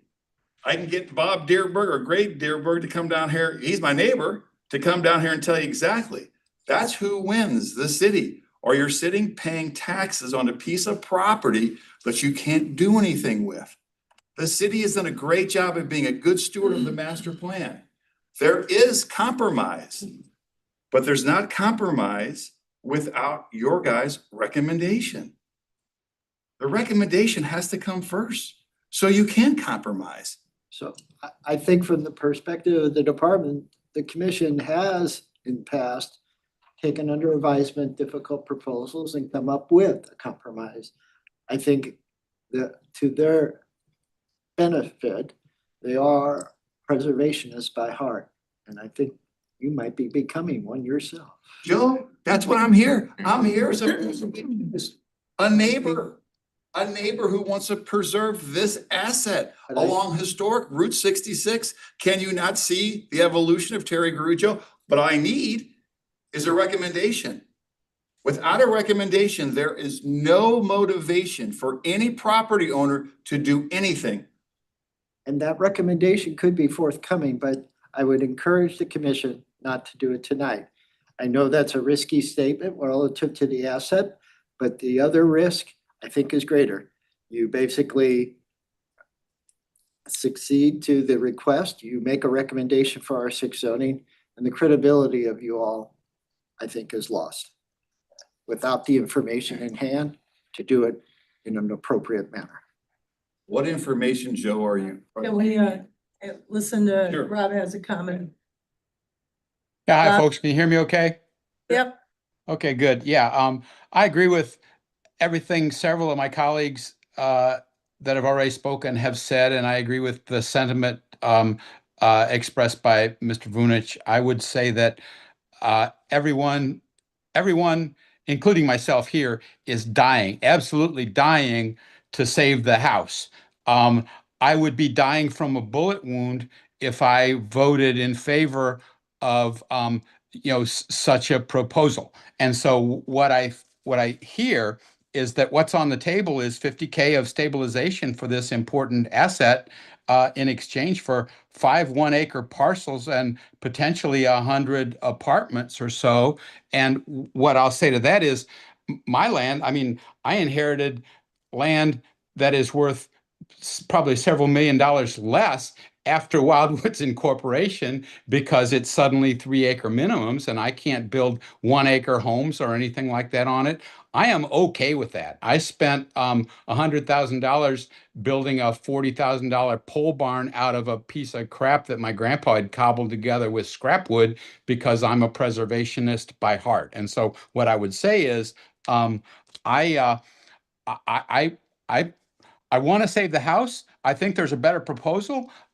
We just can't, it's unconscionable for us to even consider such zoning out there. It's very prominent. You drive right by it, you see it, and you're driving along, enjoying the honeysuckle and the too many deer and all that sort of thing. And then there you go. You got an 100 apartment complex. And then you got more rural land to the east. And so it just doesn't feel like a fit. I would like to hear more, another creative proposal. I would like to kick this down the road because the only other option is to just give in and knock down the house. And I don't want that. So I'm kind of torn. And so what I'm going to support is what I think Mr. Mabry is going to propose is some version of get us more info. So that's my spiel. Thanks, guys, for listening. May I comment to what Rob just said? I'm sorry, I don't know your last name, Rob, but there's a misunderstanding. The $50,000 with your vote tonight, I'm going to spend 50 to preserve it. for the 2 years minimum that I know it's gonna take to get through with the development plan. This, the commitment is to restore the house. Not just to leave it there and, you know, not be, it's gonna be left in the condition, okay, that it's in, preserved, basically putting a, let's just call it Band-Aid. not a Band-Aid, protecting the structure so it can't, you know, professional board up. There's a big difference when you board something up. If you run the screws through all of the wood there, it's gonna be ruined. So professionally, making sure that the asset's preserved, like I mentioned, the front door when Robin and Joe and I met. And the columns out front, getting it roofed. That's the $50,000 I'm talking about. My plan, I'm sorry if I didn't illustrate that, is to. Oh, you did. With the revenue that's generated here, restore the house. It'll Yeah, be you did. But the best laid plans often go astray. And, you know, what we're doing is recommending a huge impactful zoning change, hoping that situation doesn't change and that you're actually able to restore the house. And even if you are, we have to decide whether the juice is worth the squeeze. Do we want to have 100 apartments blocking the view from the road of the O'Connell house just to save that house? And you know, can we live with the visual and other impactful like traffic and such, all those other consequences? That's what I'm struggling with. So you were clear enough, but the only commitment, I mean, you may have made commitments that I didn't hear, but the only commitment that I know for sure is that you're going to stabilize the house. And that's a great thing, but that's not much for us to hang our hats on, in my opinion, without more information. So thank you. If I may also, sorry, Mr. Scott, if I may just say one thing. Are there any developments inside the city of Wildwood since it's been incorporated that you're not proud of? Because if so, then you have the planning department to be upset with. So this is no different. What I'm suggesting to you all is that it will end up being something you're proud of because you elect the people that approve these developments. If you guys can say to me, I'm driving down the road and boy, that housing development, that grocery store, that movie theater, those apartments that are being, I'm not proud of it. If you can say that, then you should. But what I'm here to tell you as your neighbor, I'm confident that the city is going to get it right and it'll be something you can be proud of. What I don't think anybody's giving enough credence to is this. Rob, I'm sorry, again, I don't know your last name. It's Rambo. Mr. Rambo. On Mr. Rambo's property, I know for sure if he knows he has an attractive nuisance, there's drawing children there, he's doing something about it to protect his liability. No different than I do on our property. We have a tire swing. Unfortunately, I have to chain the tire swing to the tree because the neighborhood kids come on and they have my phone number. They can call me and I'll meet them there. We'll all do it together. But I have to protect myself. It's no different here. I'm not asking for you guys to do anything other than use common sense. And common sense tells me that a recommendation to the voted officials of the city of Wildwood, who nobody here can raise their hand and say that there's an ugly neighborhood, an ugly grocery store or whatever, but the city, since they've been incorporated, approved. That's going to be the exact same thing here. It's going to be beautiful. I think I have a useful comment. There are developments in the city of which I am not proud. The only one that I take pride in is the only one that's happened in Ward 6 during my tenure.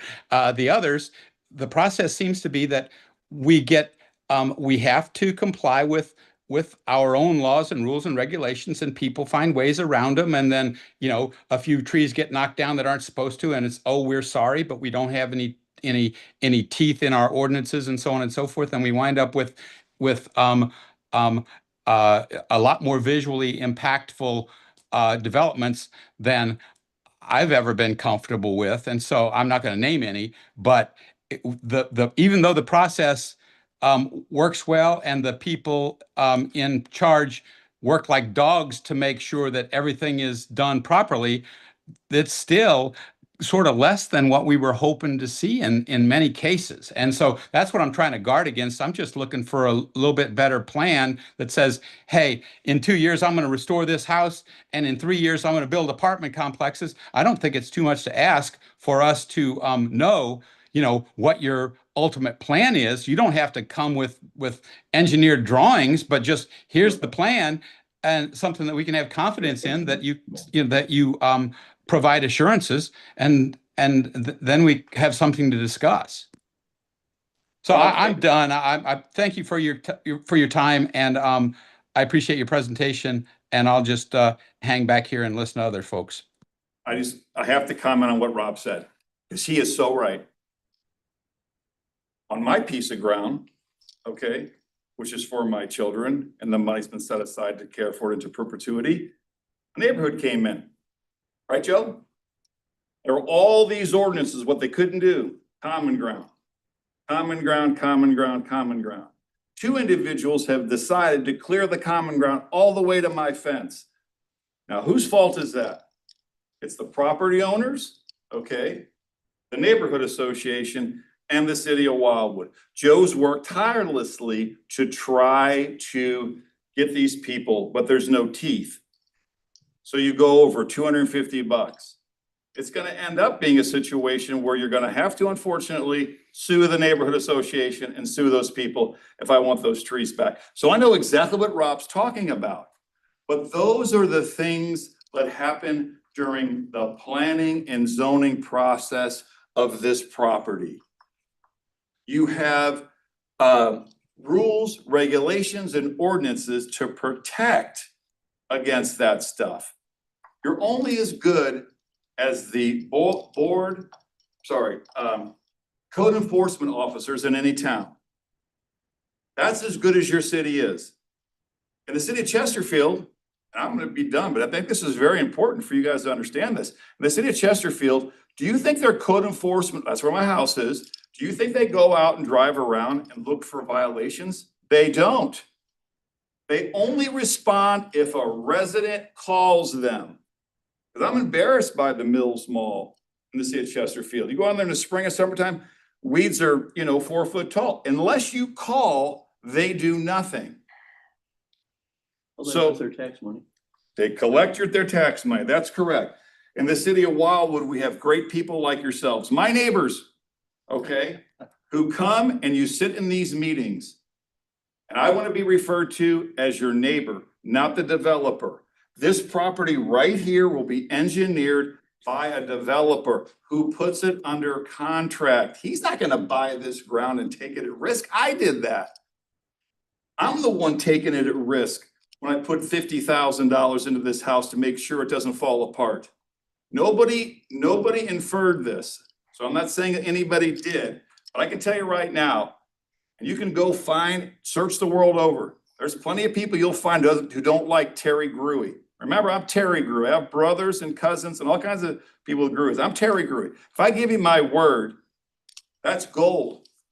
You listen to somebody else's side of the story and then listen to mine. So I'm telling you tonight, your no vote, because I'm still asking for a vote. Everybody can vote no.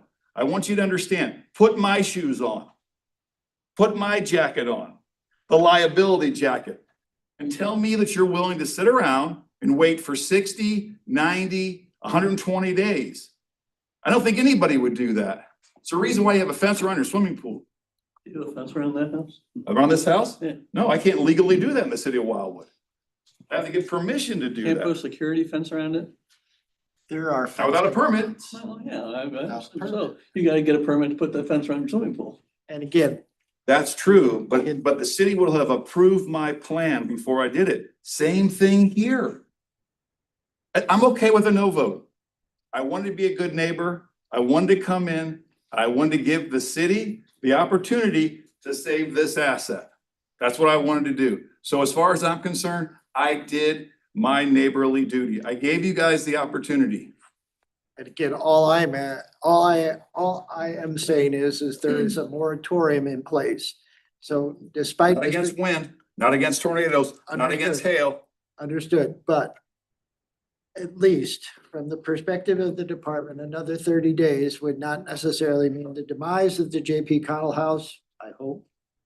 It would provide ample time for us to at least feather through this proposal and see if there is some light at the end of the tunnel. And so that would be my ask of Mr. Gruey, your neighbor. And You don't live in Wildwood. I understand. But I've been here more than you probably have been in the last 3 days. I love Joe. And I know why it got turned into one, just to control those type of stuff. That's right. Let me ask you a quick question. And I'm probably in the minority, but I am focusing on how do we preserve the asset? That's really what we're here for. We're not approving rezoning. We're not approving an apartment complex. I agree. I understand that's part of the proposal that he's putting out there, but that's his bigger fight going to be with the city council and the zoning board. And all we're asking to do here is to support preservation of this asset. That's exactly what I There's want. consequences to the preservation of I the asset. understand, there's added riders to the proposal. We want to save the house. There's consequences to saving that house. And what happens if we do approve it, we recommend it, and then it goes to the board, it goes to the zoning, and they don't approve it? Does the house still get saved? If you guys approve tonight, okay, It's I'm on gonna the spend second 50. Recommendation, and then I'm sorry, yes, the recommendation. If you recommend this forward, I am, because I was asked, won't say who, not to do the roof on the house until after this meeting. So I didn't, okay? So I'm either gonna RB Roofing, maybe you guys are familiar with RB Roofing, they're a South County company. They are the people that are called when all the big churches lose a piece of slate. These guys are experts. I didn't hire the cheapest guy. Quite frankly, he's the most expensive proposal I got, because if I'm going to do it, I'm gonna do it right. So I'm spending 50, okay, and me deciding 2 years down the road, because I pulled my hair out because the city of Wildwood's not gonna be reasonable, I might say, the heck with the house for 50 grand, okay? But guess what I can do? Once I have it boarded up and once I have the roof on it, I can get insurance.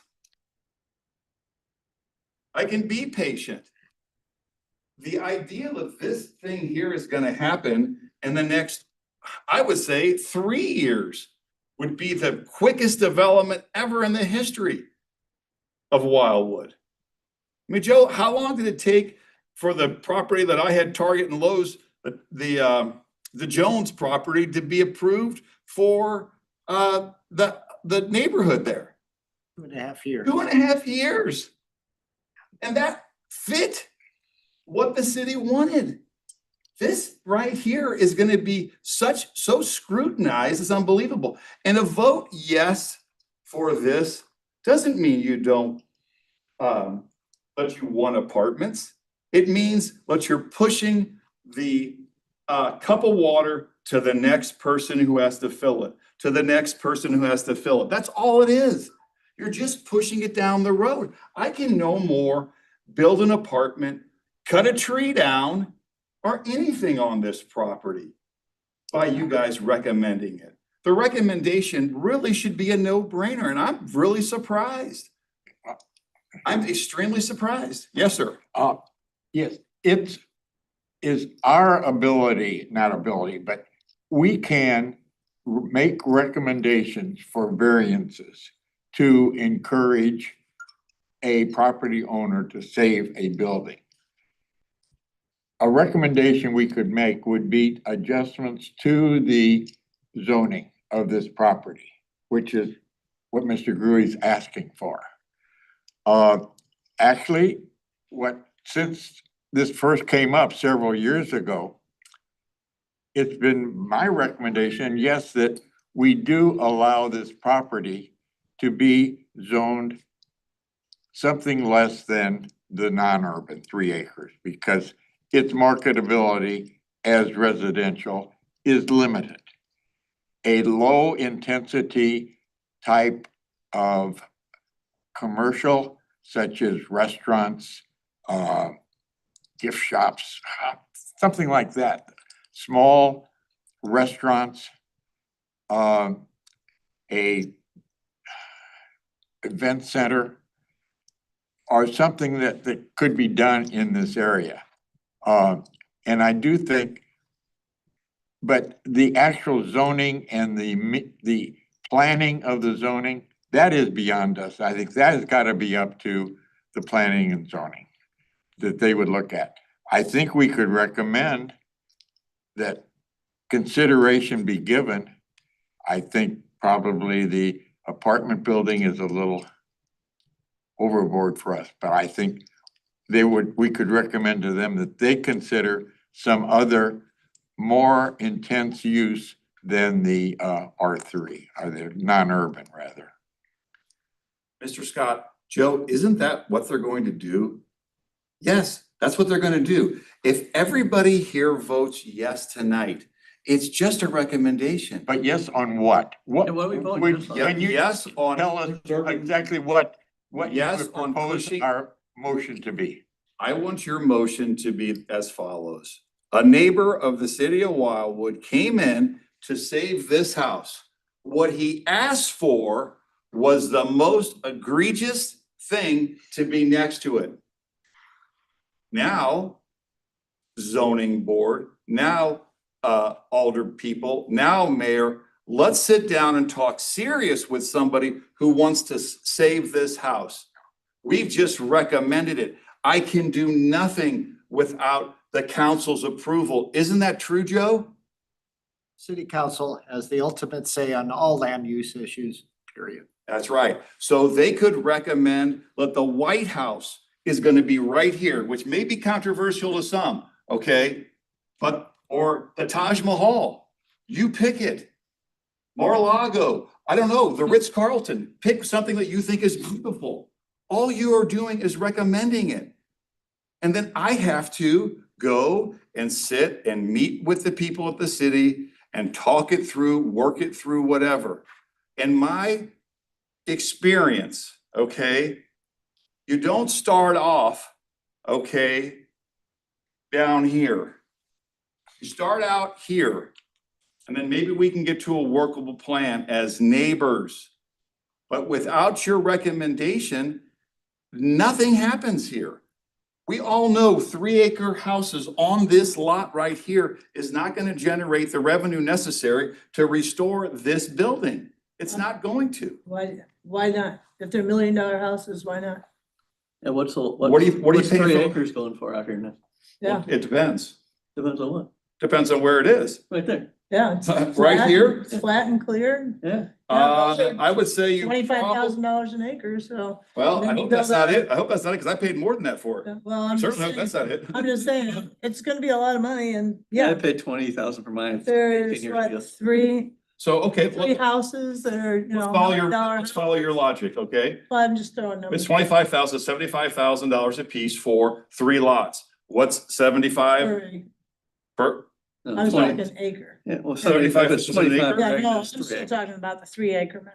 And I'm gonna go down that Yeah. path with you. So if it's $25,000 an acre, times 3, that's 75,000.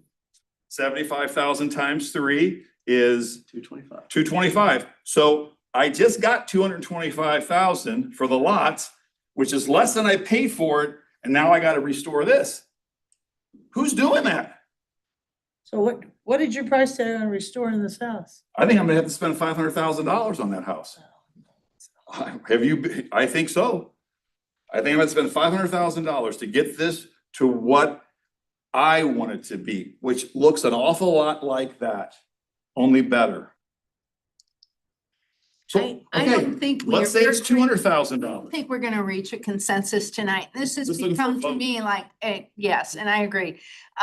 We're not gonna have a favorable vote if you took You one can right make a now. motion for a vote if you want. No, no, what I We're wanted finished to what say you're was, I think this is turning into more of a sales pitch. I do think that we can reach common ground, but it's not going to be tonight. So I would again request more information, get a chance to mull it over and meet again. For the record, because I know this is going on the record, this is the sales pitch. It's about saving this house, that 1910 house. You bet you it's a sales pitch. It is. It's a sales pitch. So the motion to deny, I'll see who voted against it. Okay, it'll be on record because in these type of proceedings, Joe, you're supposed to call each person by name and they're supposed to say yay or nay, correct? We can do roll call votes or we can do it by voice. Because ultimately the decision isn't necessarily a legislative act, that's city council.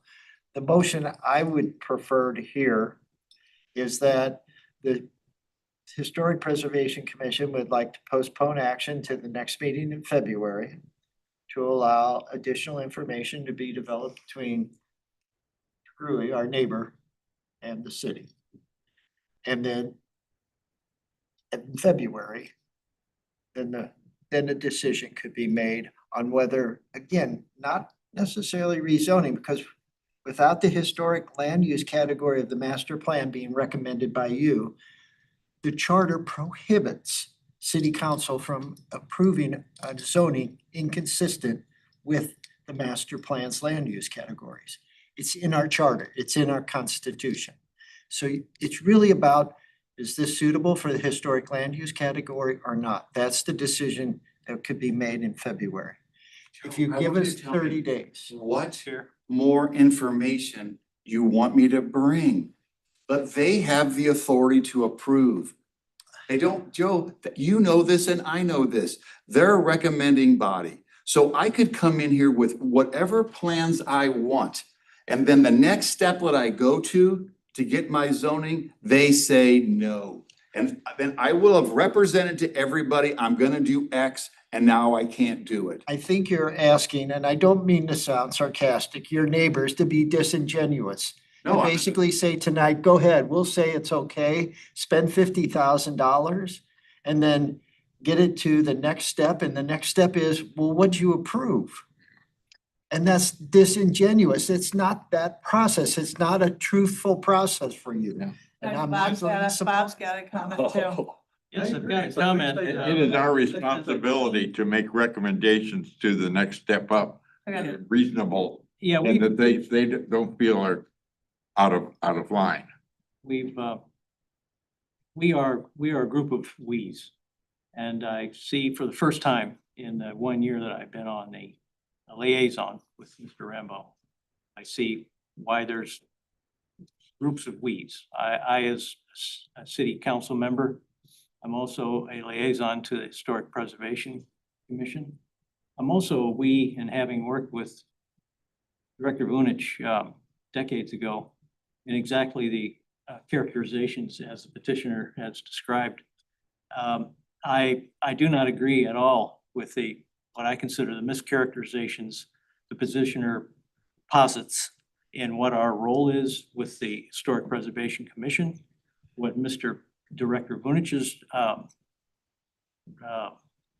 position description is for the city, nor what my role is, having known what's going to happen tonight is going to be perceived and expected to be used by the council, who has this ultimate decision-making ability. I consider it a job description, not a privilege.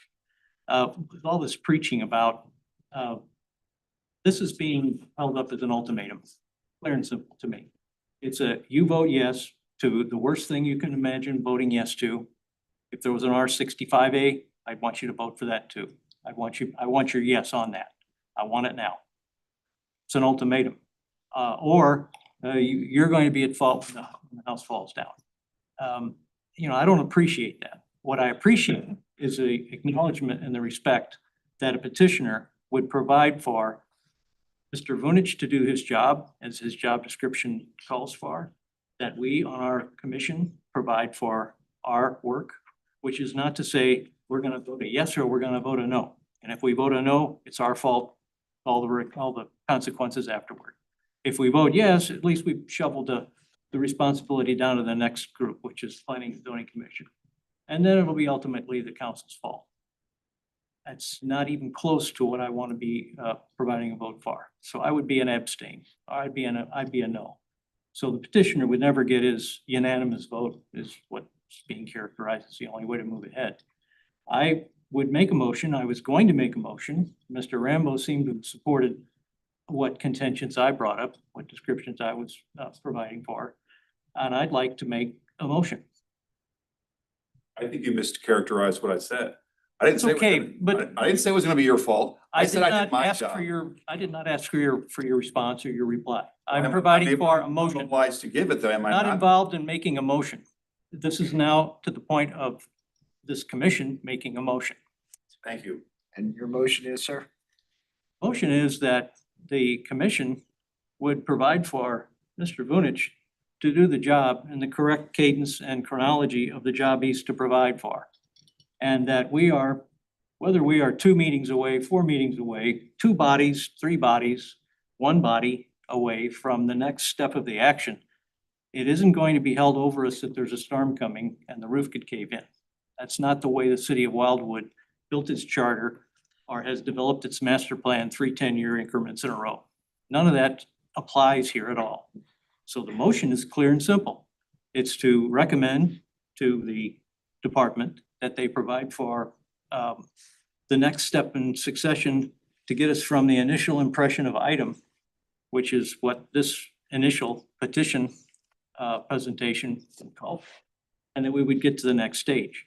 We've never had a quadruple reading of any petition I've ever seen, where we've brought a petition, we voted yes to the worst thing we could agree to, knowing that we were tricking all the downstream parties that were following in line, then depriving or daring the director of planning and parks to do his best to salvage what we proposed as the worst thing we could imagine.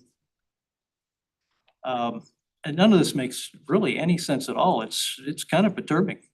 So the motion I would make would be the one that I would support.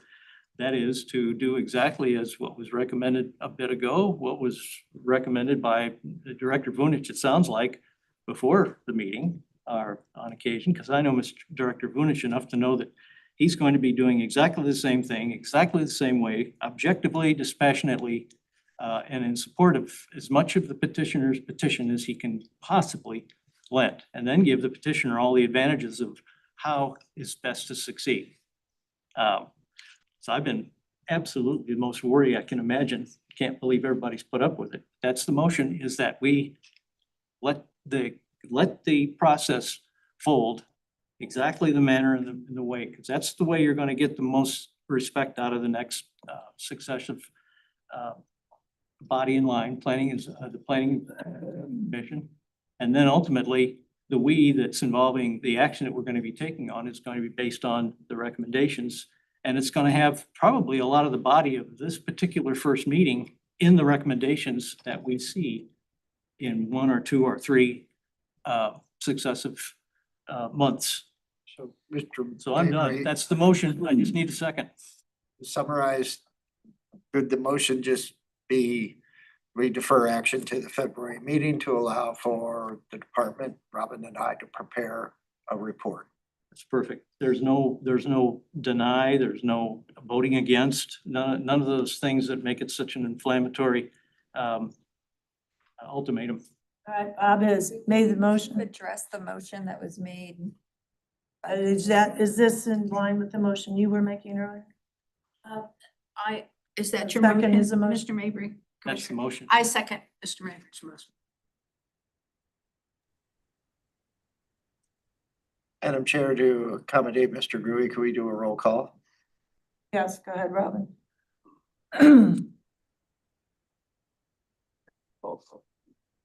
I got it. You got it. Commissioner Hensick, I vote yes for the motion.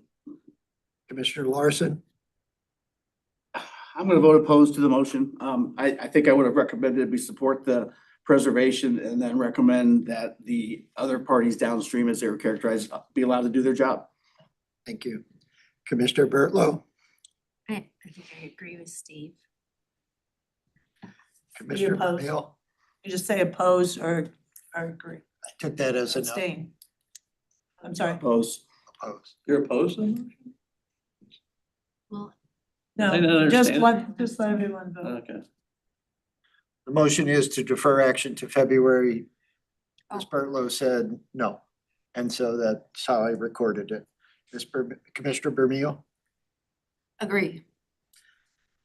Dr. Rambo, Yes. Rob, did you hear the motion? Yeah, I think so. It's, we're hoping for more information and I'm voting yes to that. Commissioner Mayberry, Yes. Commissioner Share, He's on mute. He's multitasking. There it is. No, I'm here. I'm just letting you know I'm a non-voting alternate at this point in time. Is that right? That's correct, right, Robin? That is correct. and then Chair Quaternick Yes, I agree. and Youth Member Moore I'll abstain. and Commissioner Schoenfeld. I'll support the motion. Motion passes. We defer action to February when a report can be prepared for your consideration. Thank you, Mr. Gruey. I want to thank everybody for their time. I know it went long. I know you guys really care about this. And I want you to know that I do respect your time. You have 24 hours in a day, just like I do. So thank you for your time and the best of luck to you all. God bless. Thank you for the presentation. I worked Thank for you. a really good developer, so it's not an easy decision. Robin, are we moving on to, Thank you. our next ready for action, which is the Hudson Log Cabin? I am going to probably do the shortest presentation. Of the night? Please. I've been on this commission for 4 years. I have a building. What is it? I have a building permit. A building. It's in time for the snowstorm. Yes, well, we have a building permit and Mr. Scott, myself, along with Robin and Mr. McDonald, the contractor, will be meeting on Monday to formalize the next steps. And construction should start Right? Thank I'm you. delayed by a little bit of snow, but you know. Great. All right, that's everything on the log cabin. We have a big phone. All right, Madam Chair, members of this commission, exciting news. After all that discussion last year about Route 66 magazine, we now have a full-fledged publication. So I passed one out to each of you this evening. It's meant to be a keepsake. There's some really wonderful stories on Wildwood towards the back of it, on Big Chief and some of our historic auto stations. We also have a nice big advertisement right at the front of it about our historic Route 66 with our signature road graphic and some of our landmarks. So I think all in all, it was very well done and hopefully you agree. We have 75 of these available for distribution at City Hall, and we can get more if needed. So Robin, this is wonderful. This is what, did you work on this? I was part. Wonderful job. Thank you. Yeah. Ms. Keith, I'd like to compliment with the compliment that came from growing up in North County. This is slick as snot. I will not claim any, like, I was not part of the creative development of this thing, but I was part of this collaboration with City of Eureka and City of Pacific and City of Wildwood too. I've got to comment that that is your car I got my driver's license in. Driver's test in a Chevy that year. It was a station wagon, but it was that year's Chevy. Not a nomad. So Robin, I have a question. Yes. Is No, this not a gonna nomad. be Four-door station wagon. Yeah. available in around areas within My Wildwood? first car was 57 four-door. We can certainly seek to make that happen. I would need to reach out to Leader Publications and see where they've already distributed. But we can certainly make suggestions I and would see if we definitely, can. definitely look into that Yeah. and see if there's, places that you can put copies of this, like Nooks, when you walk out, there's that stand where you can, because I think it's a great promotional. Absolutely. Sure. 66 Museum, anything placed there? Oh, I know that they will be placing it there, because part of their commitment was to distribute it all along Missouri Route 66 and then all the way up to Chicago at various convenience stores and visitor centers and. Yeah, but I think you need another 1,000. You might very well. I was also asked by two gentlemen at the YMCA if you intend to print T-shirts to commemorate, that they would like Wildwood T-shirts for sale. Have our Route We 66. do We do have We're our Route opening the door. 66 shirts. Yeah. Okay, Yeah, with we- the we- route, with the route on it. Oh, I don't know. I have to go around. Show you right. That's- right. Yeah, well, I've seen that. But something like this, with the Like with the route. map, Uh-huh. yeah. That's something we should think about, maybe. One more thing to add to the list. Just to know how much detail you can actually put on it unless it's Well, like. I think you could do a You know. graph like this, Yeah. condensed a graphic, yeah. We could just do our signature road graphic that we put on Right. everything as well. See what we can do. All right, so in addition to that, the department and city administration sat down with Becky Boomerschlegel of Businesses of Wildwood about a week ago to start talking about 100th anniversary planning with Wildwood businesses. And as part of that discussion, it was suggested that we throw together a business Route 66 roundtable event with Wildwood businesses along Route 66. So we've gone ahead and established a date for that. It's going to be a luncheon on Tuesday, February 10th from noon to 1:30 p.m.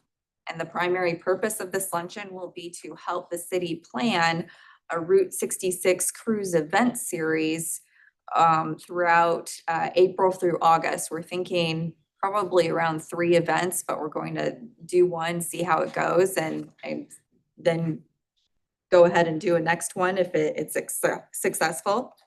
But basically what this cruise event would look like is in our historic Grover and historic Pond areas, having a classic car parade, getting a car club involved, having them park in key locations like the microbrewery or Big Chief Roadhouse, for example, having live music, having business specials, getting businesses involved in doing special activities, like, for example, soap making at 3 French Hens or something like that, giving out signature items, doing some tenting, and really making it a special evening, kind of like a First Friday type of event, but with the Route 66 theme cruise.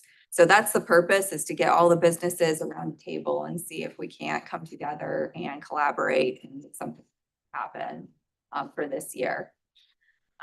So any thoughts on that? Yeah, So it sounds one great. on the parade, the car thing, in Pacific, Missouri in June, they have a huge car show.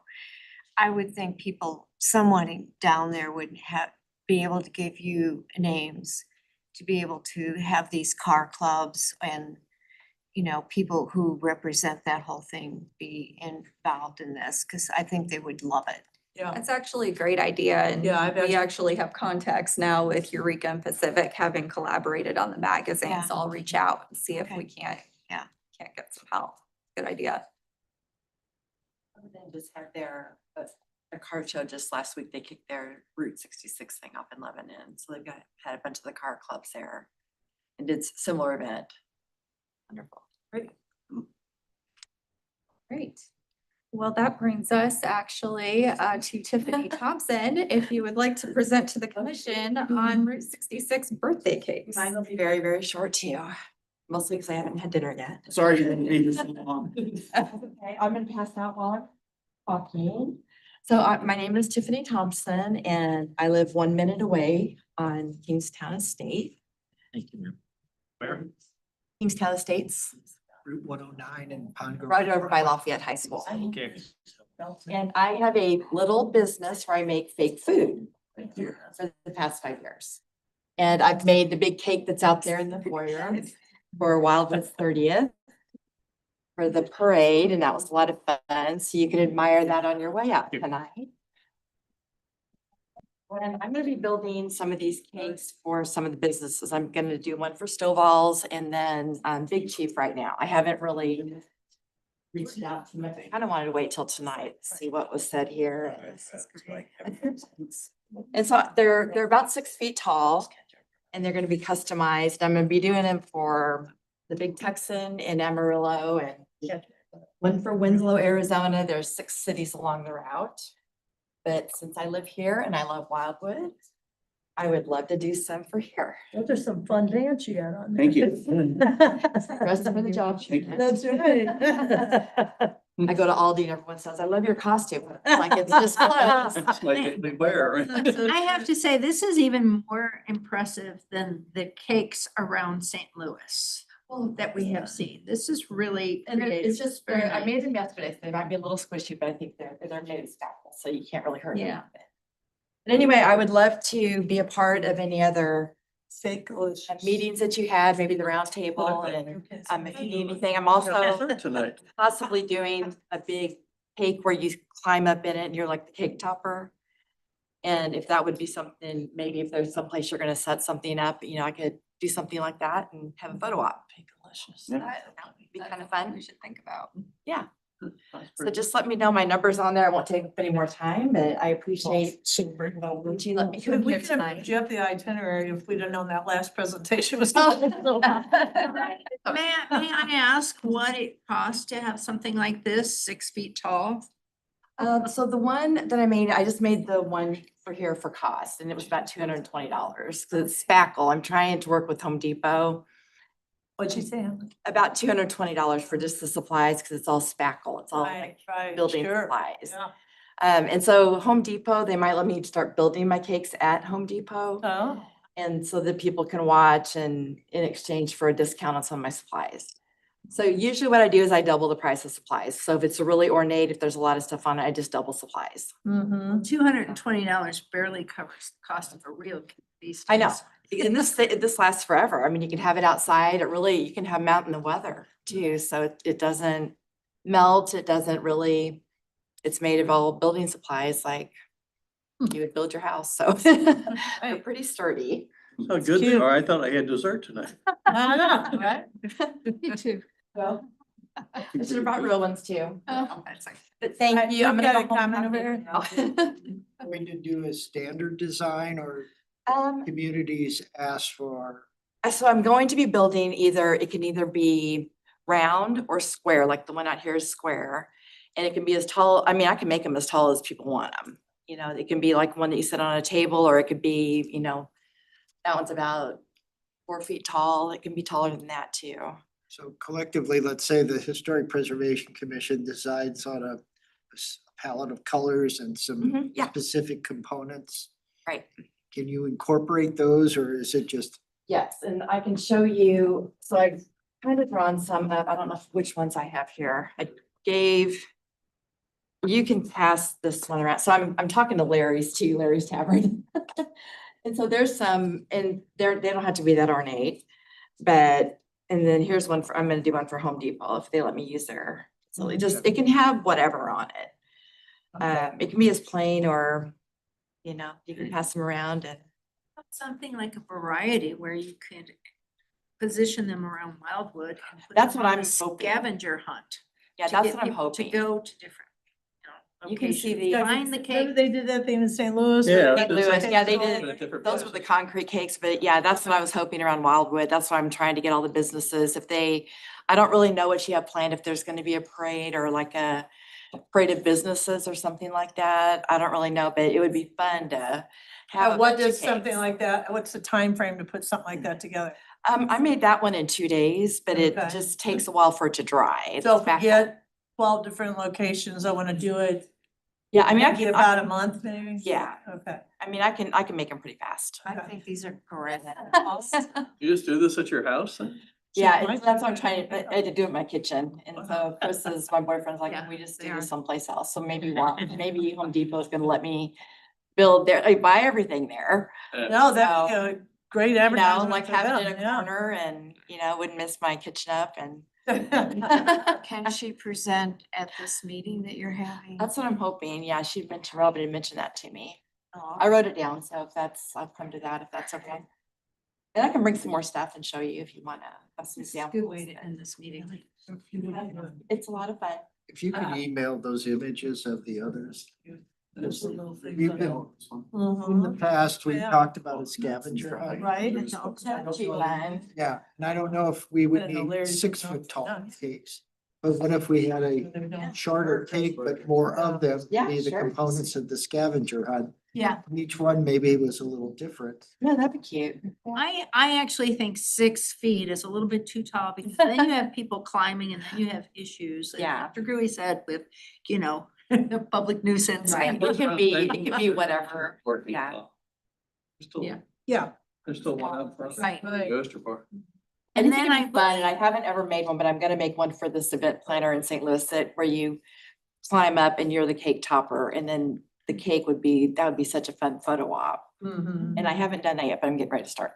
So I can. I believe at the end of the cake event in St. Louis, they may have actually auctioned those off. I think they to the did. public. Yeah. So might be, yes, is there an initial cost, but there might be a way to recoup that cost. I need a decision. Don't have enough information. For our celebration of the 100th anniversary, we have $10,000 to invest in all of the events.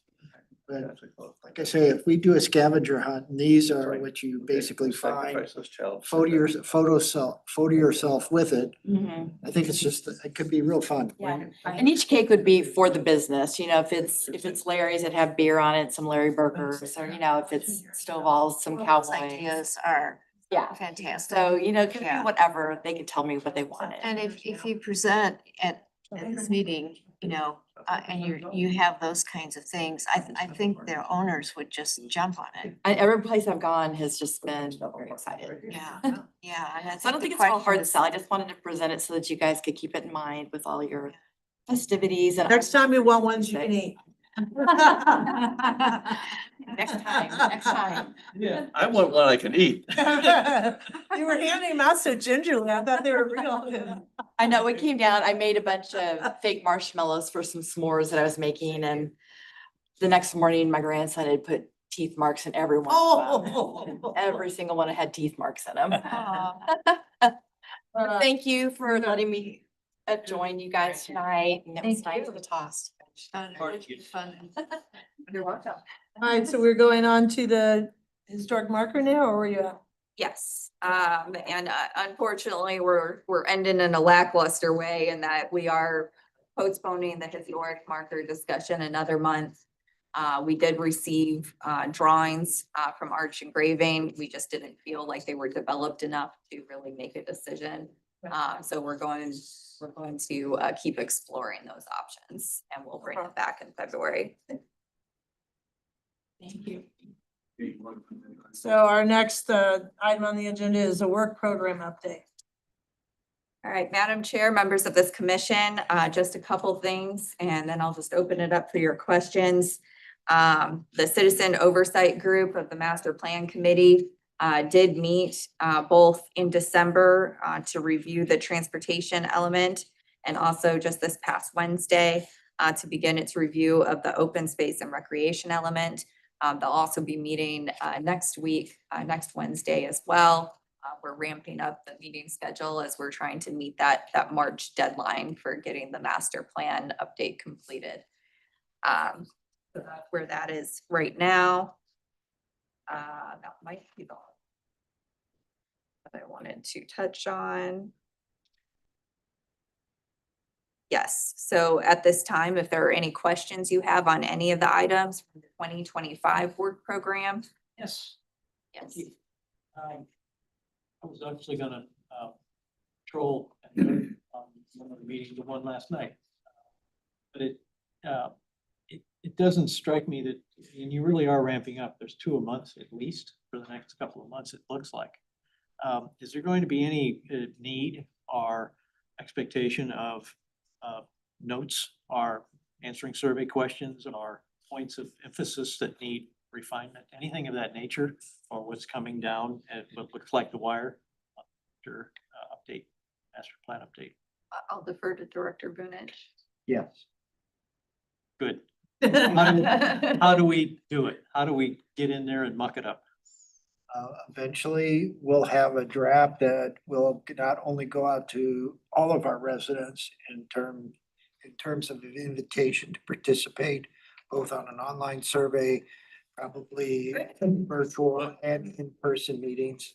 But the city council will get the draft well before everyone else. So the reason we're shooting for March, April is to complete the draft so we can spend the next couple of months getting it out to the people that deserve to see it. And just for a liaison to the council, I would see some positive results come back in, some net gain from putting the onus on the council to participating and contributing, not just, here it is, we did it. Go ahead and hand wave your vote yes on it. Just because there's a lot of brain trust in that council, especially in the fact that they, me included, a lot of them lived here a long time. And if it's presented in such a way that, hey, council, now it's yours, you're the ones that look like you've lived here the longest, along with the people that have been on the ad hoc committees, the regular committees, all the people that have been involved, you're the last in line. So do your worst. Well, first and foremost, we have two council members as liaisons to the group. Oh, Dr. Rambo and Ms. McCutcheon. And then Ms. Clark's also in the group, who was recently of city council. Just a key component of this, though, is under state statute, city council doesn't adopt the plan. Under state statute, planning and zoning commission adopts. Your role is to ratify and endorse. Obviously, it's key that you do that as a group, the city council.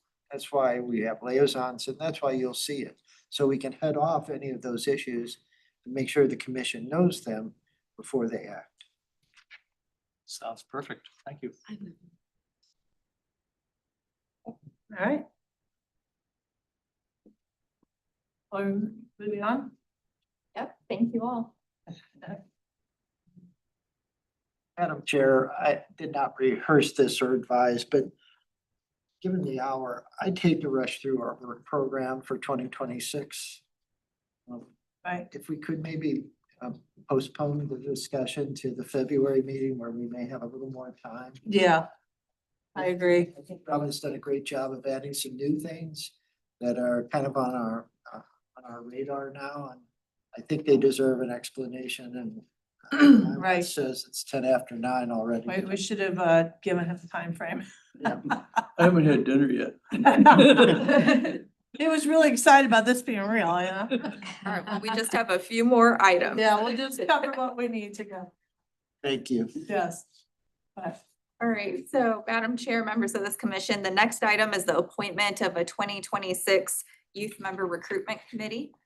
As some of you may recall, some of you are new, but last year, both of our youth members opted to serve second-year terms, so we didn't need to go through a recruitment effort. However, this year, our Youth Commissioner Bohr is graduating from high school. We have a vacancy on the commission next year.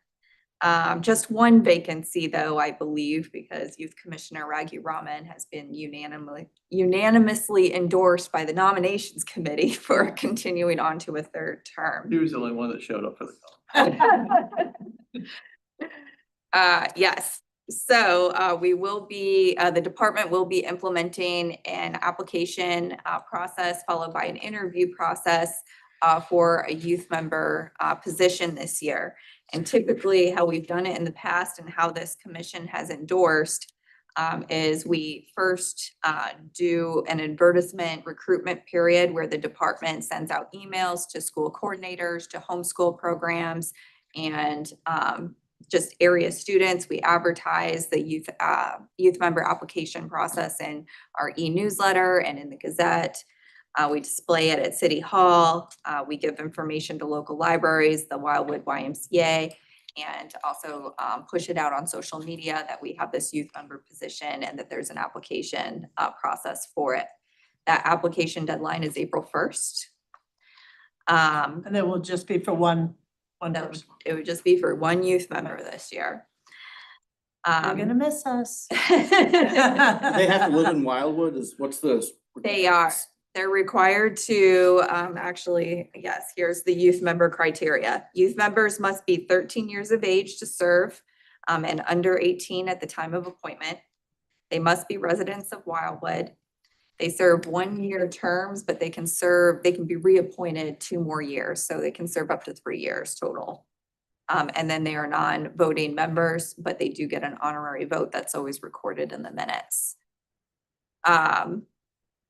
So following the wrap up of the application process, we typically conduct interviews in April, and that is with the assistance of the Youth Recruitment Committee, which is the purpose of this memorandum tonight. Usually that committee consists of myself, possibly another person in the department, either Director Vunich or Assistant Director Ripto, and then 1 or 2 members of this commission as appointed by the chair. So Chair Cordernet, you have a responsibility. Oh, boy. I don't know if anyone here already knows they want to serve on the recruitment committee, but we would certainly appreciate having you involved in that process. Just note it does mean that I will be contacting you to conduct interviews, and so it will be a little bit of a time commitment. Following that, the mayor will appoint the youth member to the commission at the May City Council meeting of this year. And typically we invite that appointee and their family members to come to City Council, and we make kind of a big deal out of it. So it's a special appointment. I'd be happy to help with that. Okay. So yep, at this time, the department's just simply seeking an appointment from the chair. It sounds like the chair would like to participate, which makes sense because she has been our youth liaison mentor in the past. Is there I'd love anyone to have else help. who would be interested? Anybody? I have to recuse myself because I know a young gentleman who's very much interested, so. Oh, okay. I'll have you help out if you All right, need another person. Great, all right. All right, fantastic. Thank you. Ms. Moore, where are you going to college? I don't know yet. I'll know like sometime around March and April because I applied regular decision to all my schools, so that's when it all comes out. Best of luck. Where would you like to go to college? Somewhere out of state. I applied like everywhere, but the state school in Washington, Seattle, I like that school. Okay. University of Washington? Yeah. Nice, it's right on Lake Washington. You know it rains there a lot, right? Yeah. But it's really pretty in the summer. Yeah. Beautiful. You will do well. You won't need an air conditioner. Right. Yeah, and I don't know if this should be under like new business or whatever, but after tonight's experience, I think that if we were gonna have a presenter, that we probably should have a time limit. Because it kind of threw us for a loop tonight. He was advised of a time limit. Yeah, well, I think if everybody knew, we could have like, okay. I didn't know he had a time limit, because as chair, I probably would have stopped him at some point. He keeps saying he's a neighbor, not a developer. It's like he's a developer. But it was a little consuming, and now we can't even cover all our own material, so, I'll go over to his house for a beer. Right, yeah, he's our neighbor. I work for a really large construction developer. Yeah. I know. All right, so where are we at now? Hey, guys, I don't mean to be rude, but I just want to say that there's a procedural move that you can just say, you can say, I call the question. And if the discussion has gone on for an hour and no new things have been said, you just say, I call the question, and it immediately goes to a vote on the matter. So Joe can give you the details, but Bob, who calls yes. it? What's that? Or anyone? No, anybody can do it. Joe knows it backwards and forwards. He can fill you in on the details, but it might be another way to get out of a lengthy discussion. Yeah, good call. Thank you. All right. Where are we at now? On to elections. Okay. All right, Madam Chair, members of the board, it is that time of year that we hold officer elections. At the last meeting, a nomination committee was appointed by the chair. That nomination committee included the chair herself, Secretary Hensick, Commissioner Larson, and Youth Commissioner Raghu Raman. This group met on Wednesday, January 14th, to discuss a slate of officer nominations. And at that time, Debbie Kordernick was nominated to be chair. Steve Larson was nominated to be vice chair, and Kurt Hensick was nominated to be secretary. So the purpose of tonight's meeting and these elections is to consider those three nominations. You can either consider them individually, you can consider them as a slate, or there's also a third option in that if someone would like to make a nomination from the floor this evening of an alternative, that is acceptable to you as well. So at this time, is everybody, oh, Dr. Rambo, did you have a question? Oh, my mute wasn't working. Yeah, I'm sorry. I was just going to make a motion that we approve that slate of candidates that you read out. Second.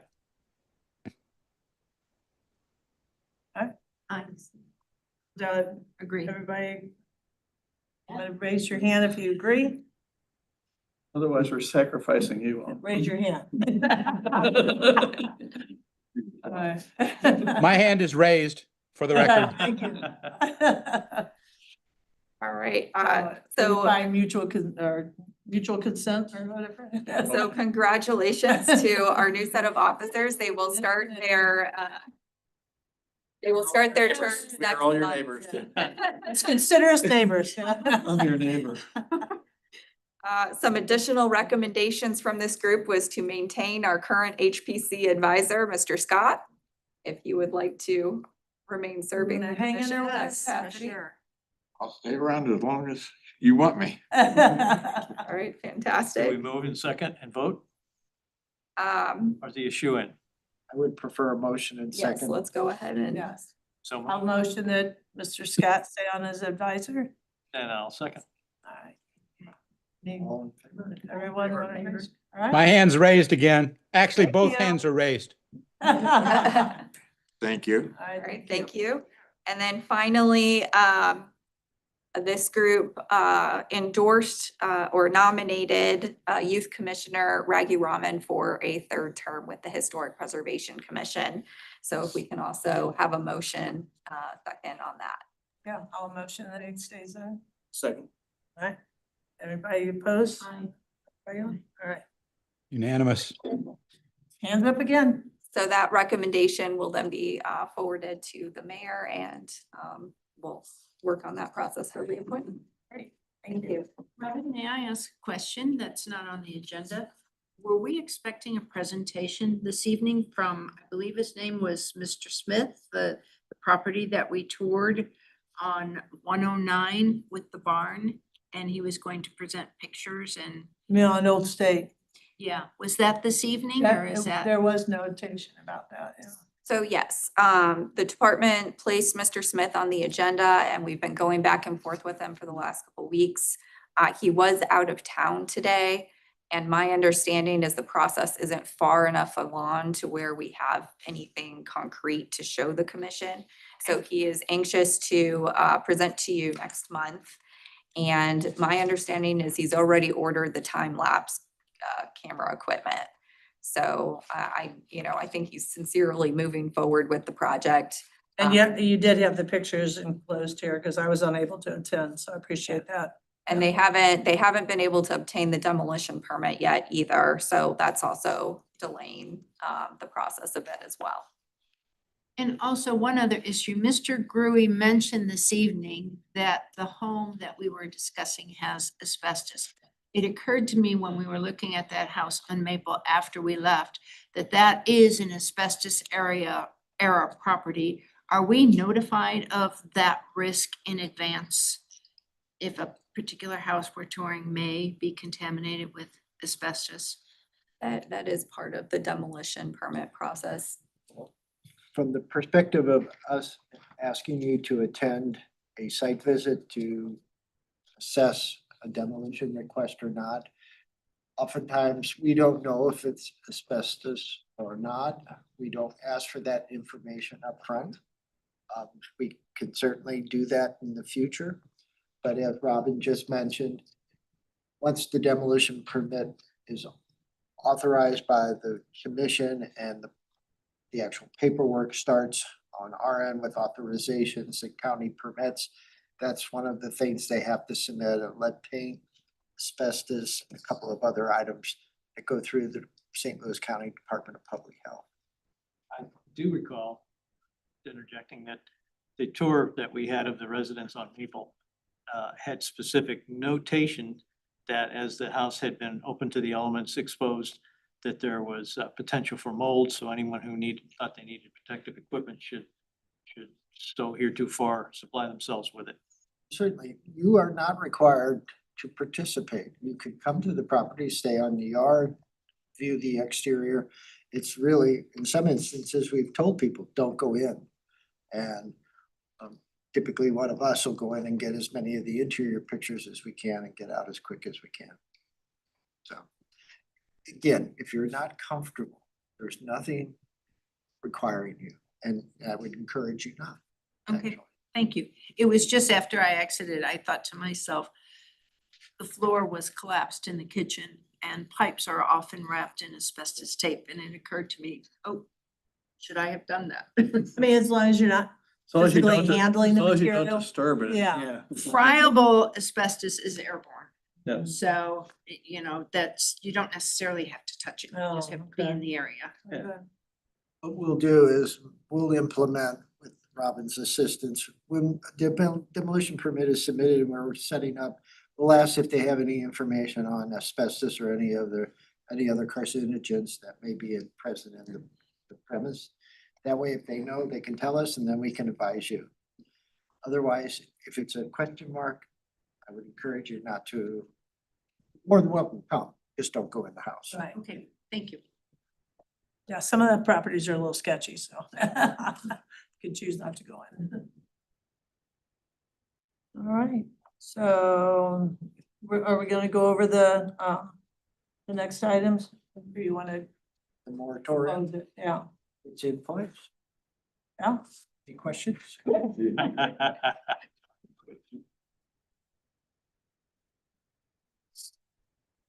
And that's the delay Robin referenced with regards to 909 Old State Road. They have to go through an appeal process now at City Council to proceed forward. And that's the same for Maple or Walnut, I can't remember, my apologies. Yeah, Maple. Maple Avenue property. They didn't they didn't have vested right before the moratorium was approved.